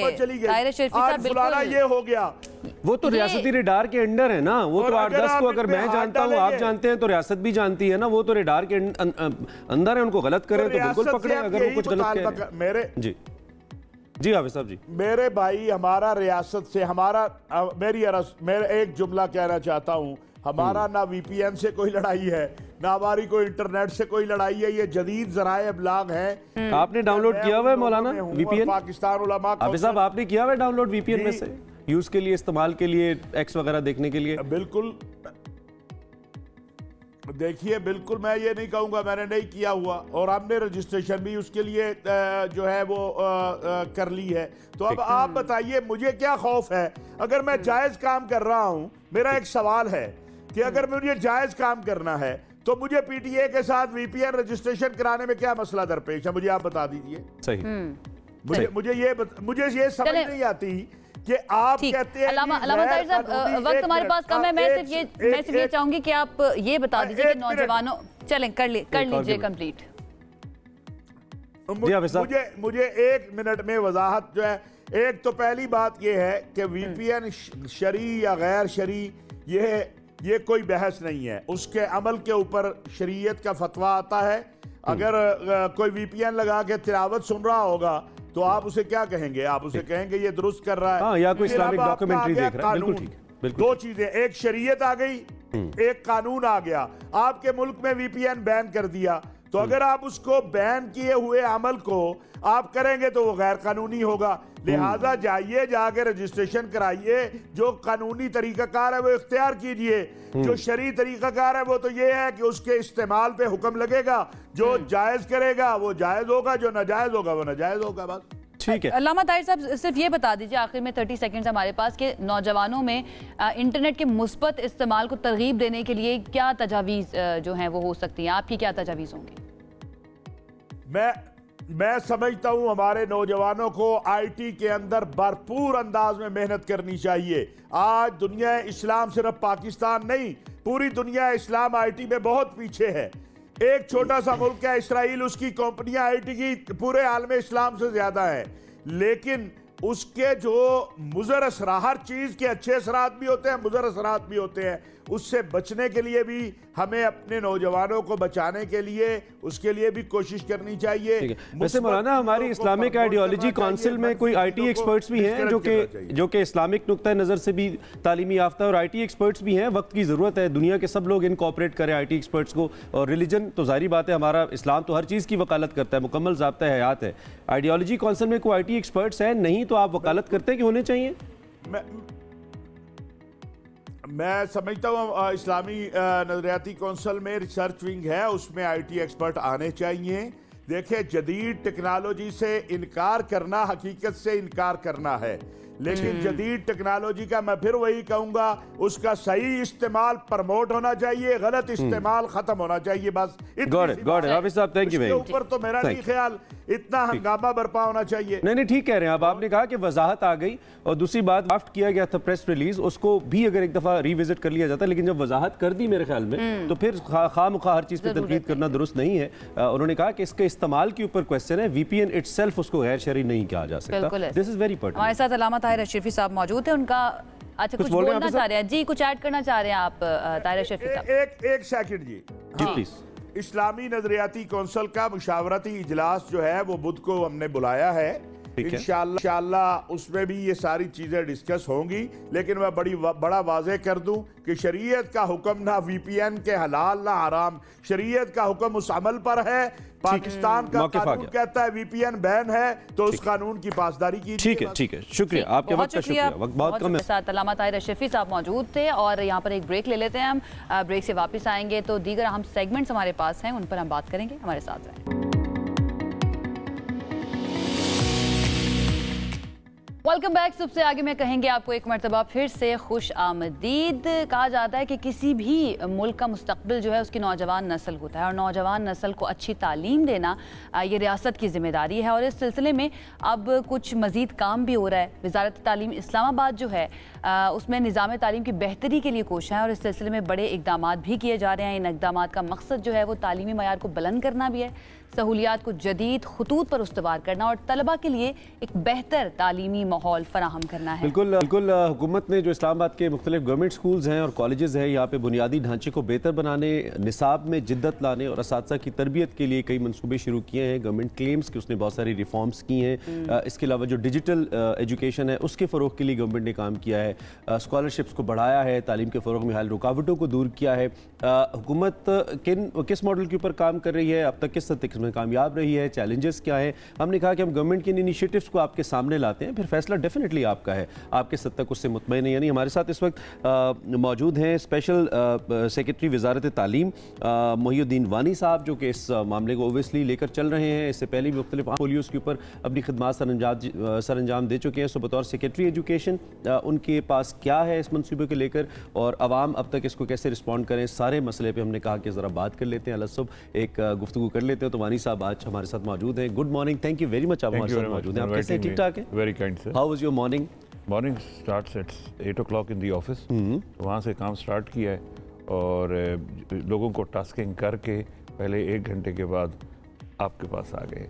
तो यू हैव टू स्टार्ट। कई दफ़ा 7 o'clock विजिट स्कूल्स, तो बच्चों के साथ एक interactive session prior to their school. आप फिजिकली खुद विजिट करते हैं? खुद विजिट करता हूँ। अच्छा, that's very important. Until unless जब खुद ना जाएं तो आपको कुछ पता नहीं चलता कि वो क्या हो रहा है वहाँ पर। बताएं ना सर हमें ये जो नया हालिया मंसूबे हैं। जी मैं बताता हूँ। हमने मेरे को 7-8 महीने हुए हैं सेक्रेटरी लगाऊँ और उससे पहले मैं गिलगित बल्तिस्तान में था, तो वहाँ से मैंने बड़ी इनिशिएटिव जो वहाँ स्टार्ट किए थे उनको इम्प्रूव करके स्केल अप करके इस्लामाबाद में शुरू किया है। आपको पता होगा इस्लामाबाद में पाकिस्तान में बच्चे जो हैं फिजिकली बहुत कमज़ोर हैं, 48% स्टंटेड हैं। तो मैंने इस्लामाबाद में न्यूट्रिशन के एलिमेंट को इनकॉर्पोरेट किया है स्कूलों में। इस वक्त इस्लामाबाद के तमाम प्राइमरी स्कूलों में दोपहर का खाना फ्री है। बच्चों को हॉट मील्स मिलते हैं, 5 days a week मिलते हैं। कल्चरल कुजीन होता है, चावल भी होते हैं, सालन भी होती है, रोटी भी होती है और दिन के 10:30-11 बजे वो डिलीवर होता है। और एक सेंट्रलाइज किचन है। उसका फ़ायदा क्या हो रहा है कि उनका बॉडी मास इंडेक्स इम्प्रूव हो रहा है, वेट बढ़ रहा है, हाइट बढ़ रही है। उसके अलावा हमने उनकी आई स्क्रीनिंग शुरू कर दी है, तो जो बच्चे शॉर्ट साइटेड है उनको फ्री क्लासेस दे रहे हैं। अच्छा। फिर हम उनका डाटाबेस भी मेंटेन कर रहे हैं कि इन इंटरवेंशन का 6 महीने बाद क्या इम्पैक्ट होता है। तो एक इम्पैक्ट मैं आपको स्ट्रेट बता दूँ, एनरोलमेंट 25% बढ़ गई है।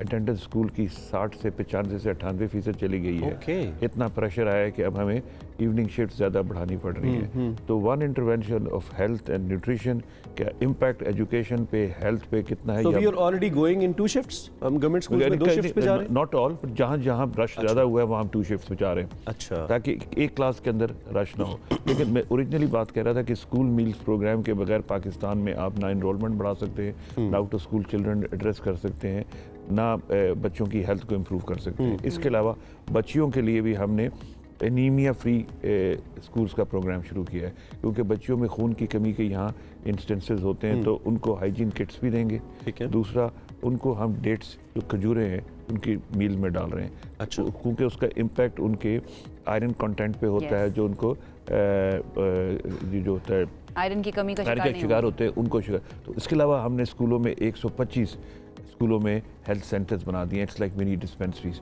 जिसमें तमाम बेसिक हेल्थ फैसिलिटीज़ होंगी, जिसमें तमाम बेसिक हेल्थ इक्विपमेंट होगा, डायग्नोस्टिक इक्विपमेंट होगा और बेसिक मेडिसिन होगी। और प्लस उसके स्टाफ को हमने ट्रेन भी करा दिया है, ताकि वो बच्चों को इमीडिएटली रिस्पॉन्ड कर सके उनकी हेल्थ की नीड्स को।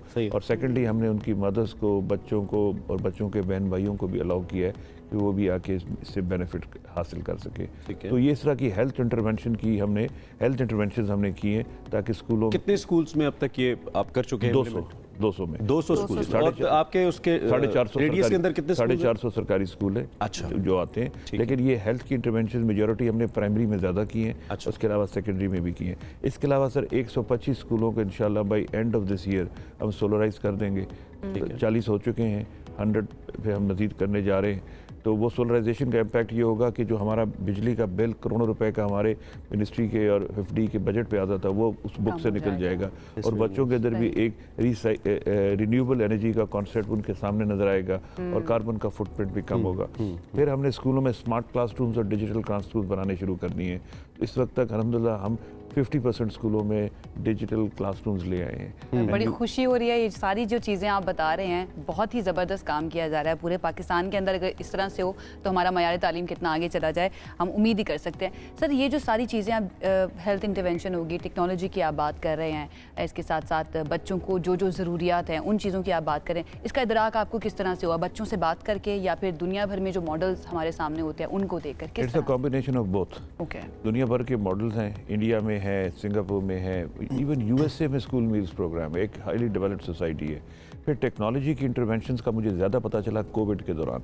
जब कोविड में इतना क्राइसिस आया, फिजिकली आप डिस्कनेक्ट हो गए, तो टेक्नोलॉजी ने हेल्प किया, आपको टेली स्कूल्स आए, ऑनलाइन, तो उसको अब हमने ब्लेंडेड मोड में ले आए हैं। उसको क्वालिटेटिवली बच्चों के यानी क्लास में टीचर और वीडियो एडिट कंटेंट दोनों मिलके बच्चे के लिए वो एक एनेबलिंग लर्निंग इकोसिस्टम डेवलप कर रहे हैं ताकि उसको अगर टीचर की समझ ना आए तो लेक्चर सुन ले। This is what I was about to ask. आपने कहा smart classroom, define a smart classroom. आप एक स्मार्ट क्लासरूम किसे कहते हैं या मिनिस्ट्री किसे एक स्मार्ट क्लासरूम बना रही है? उसमें दो कंपोनेंट्स होते हैं। एक तो होता है एक 55 इंचेस टू 75 इंचेस की बिग इधर LED स्क्रीन और smart interactive board with connected to a server जिसमें बच्चों को हम ऑफलाइन और online video content of their lectures जो वीडियो में कन्वर्ट होता है वो उस पर रिले करते हैं, तो बच्चों को वो मिल जाता है। दूसरा ये होता है कि हमने उसको कनेक्ट किया हुआ एक LMS सिस्टम के साथ और कई जगह क्लिकर्स बेस्ड भी है। क्लिकर में ये होता है कि बच्चे की असेसमेंट भी उस पर हो जाती है। अच्छा, तो basically we have made it so attractive कि डिजिटली जब एक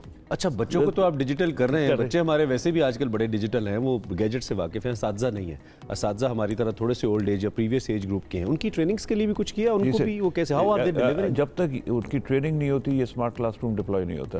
दूसरी बात ये है कि जिन बच्चों को आप कह रहे हैं ना, ये गरीब बच्चों के पास ये फैसिलिटीज़ नहीं। जब मैं पूछता हूँ कि मैं अभी कराची गया था, फेल्डबी एरिया में एक स्कूल में गया, मैं क्लासरूम में बच्चों को मैं डिजिटल कंटेंट समझाने की कोशिश कर रहा था, इट वाज ऑल ग्रीक। उनके घरों में स्मार्टफोन्स नहीं थे। तो सर गुर्बत जो है ना ये बहुत बड़ा इक्विटी का इशू है। तो सरकारी स्कूल के बच्चे 90% गरीब हैं, तो उनके पास ये हाथ में स्मार्टफोन्स नहीं है। तो अब हमने उनके स्कूलों में IT लैब्स बनानी शुरू की हैं, क्रोम बॉक्स ला रहे हैं ताकि अगर उनको घर में ना मिले तो यहाँ साइड में लाइब्रेरी में लाइब्रेरी में उसको एक्सेस करके बेनिफिट कर सके। इसमें एक इंटरवेंशन मैंने और की है, मैंने पार्टनरशिप की है नस्ट के साथ। अच्छा। और नस्ट के साथ मैंने सॉफ्टवेयर और कंप्यूटर इंजीनियर हायर किए हैं जिनको मैंने 150 प्राइमरी स्कूलों में प्लेस कर दिया है जो कि बच्चों को कोडिंग और AI प्राइमरी में पढ़ा रहे हैं। अच्छा। पिछले 1 महीने से लॉन्च हुआ प्रोजेक्ट। बड़ी सर्विस है। और एक और प्रोजेक्ट आ रहा है इंशाल्लाह by end of this year, वो भी हम 150 स्कूलों को centres of excellence digital additional बना रहे हैं और उसमें भी 150 में इसी तरह के कंप्यूटर और टेक्नोलॉजी फेलोज को हायर कर रहा हूँ और उनको उसमें प्लेस कर रहा हूँ। और टीचर्स ट्रेनिंग के लिए specifically have you hired someone और सम एजेंसी? उसमें मुख्तलिफ हर एक का स्किल सेट डिफरेंट है। कुछ अर्ली चाइल्डहुड की ट्रेनिंग है वो कोई और ऑर्गेनाइजेशन प्राइवेट सेक्टर से करा रहा है, because this is very important. NUST करा रहा है मैथ्स की ट्रेनिंग। अच्छा जी, आगा खान एजुकेशन फाउंडेशन से मैंने स्कूल हेड टीचर्स की ट्रेनिंग कराई है। मैंने पब्लिक स्पीकिंग की ट्रेनिंग के लिए एक ब्रिटिश पब्लिक स्पीकर आए हुए थे यहाँ पर, हमने उनको भी एंगेज किया और उन्हें भी टीचर्स के साथ ट्रेन किया। तो किसी को जाने नहीं दे रहे, जाने को पता छोड़ता नहीं है जो आ जाता है। मैं सर फिर यहाँ पर एक सवाल कर लेती हूँ आपसे कि यहाँ पर जो स्टैंडर्ड ऑफ एजुकेशन है, क्या हम कह सकते हैं कि प्राइवेट स्कूल्स के बराबर पहुँच गया है या उसको अब कम्पीट करने लगेगा? नहीं, बड़ा ये इंटरेस्टिंग सवाल पूछा है। पहुंचा या नहीं पहुंचा, लेकिन कुछ कॉलेजेस की हद तक इस्लामाबाद में जो अर्बन के 16 से 18 हमारे मॉडल कॉलेजेस हैं, वहाँ का इस दफ़ा का मैं आपको रिजल्ट बता दूँ, 5,000-5,500 बच्चा प्राइवेट स्कूल छोड़ के उनके पास वापस आया। तो ये एक इंटरेस्टिंग बात बताऊँ कि अभी मैं अपने इनिशिएटिव्स को एक्सपैंड कर रहे हैं। इन प्राइवेट कॉलेजेस में, मॉडल कॉलेजेस में मैंने फॉरेन लैंग्वेजेस के कोर्सेज स्टार्ट करा दिए हैं, Japanese, Korean, German, Arabic and Chinese. अब मुझे बताइए, खाना वहाँ फ्री, टेक्नोलॉजी वहाँ है, फॉरेन लैंग्वेजेस वहाँ हैं। अच्छा, बच्चे और बहुत आइडियल पिक्चर हमारे सामने आपने रखी है। आपको visit, I so want to visit. इसमें ये है कि बड़े कॉलेजेस और स्कूल्स में आउटडोर और इंडोर जिम्स बना दिए हैं। अच्छा जी, IT लैब्स बना दिए हैं। 2 बड़े कॉलेजेस में गूगल रेफरेंस स्कूल्स बना दिए हैं।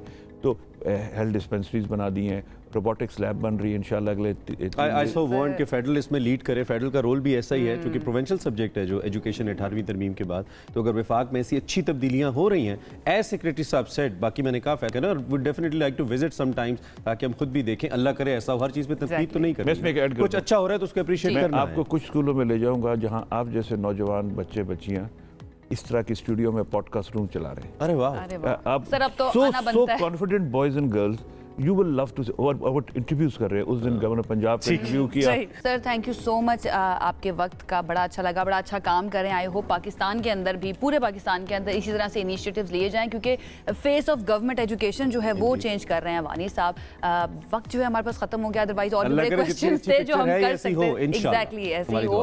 वक्त हमारे पास हो चुका है खत्म। इंशाल्लाह आपसे मुलाकात करेंगे कल। अपना बहुत ख्याल रखिए। अल्लाह हाफ़िज़।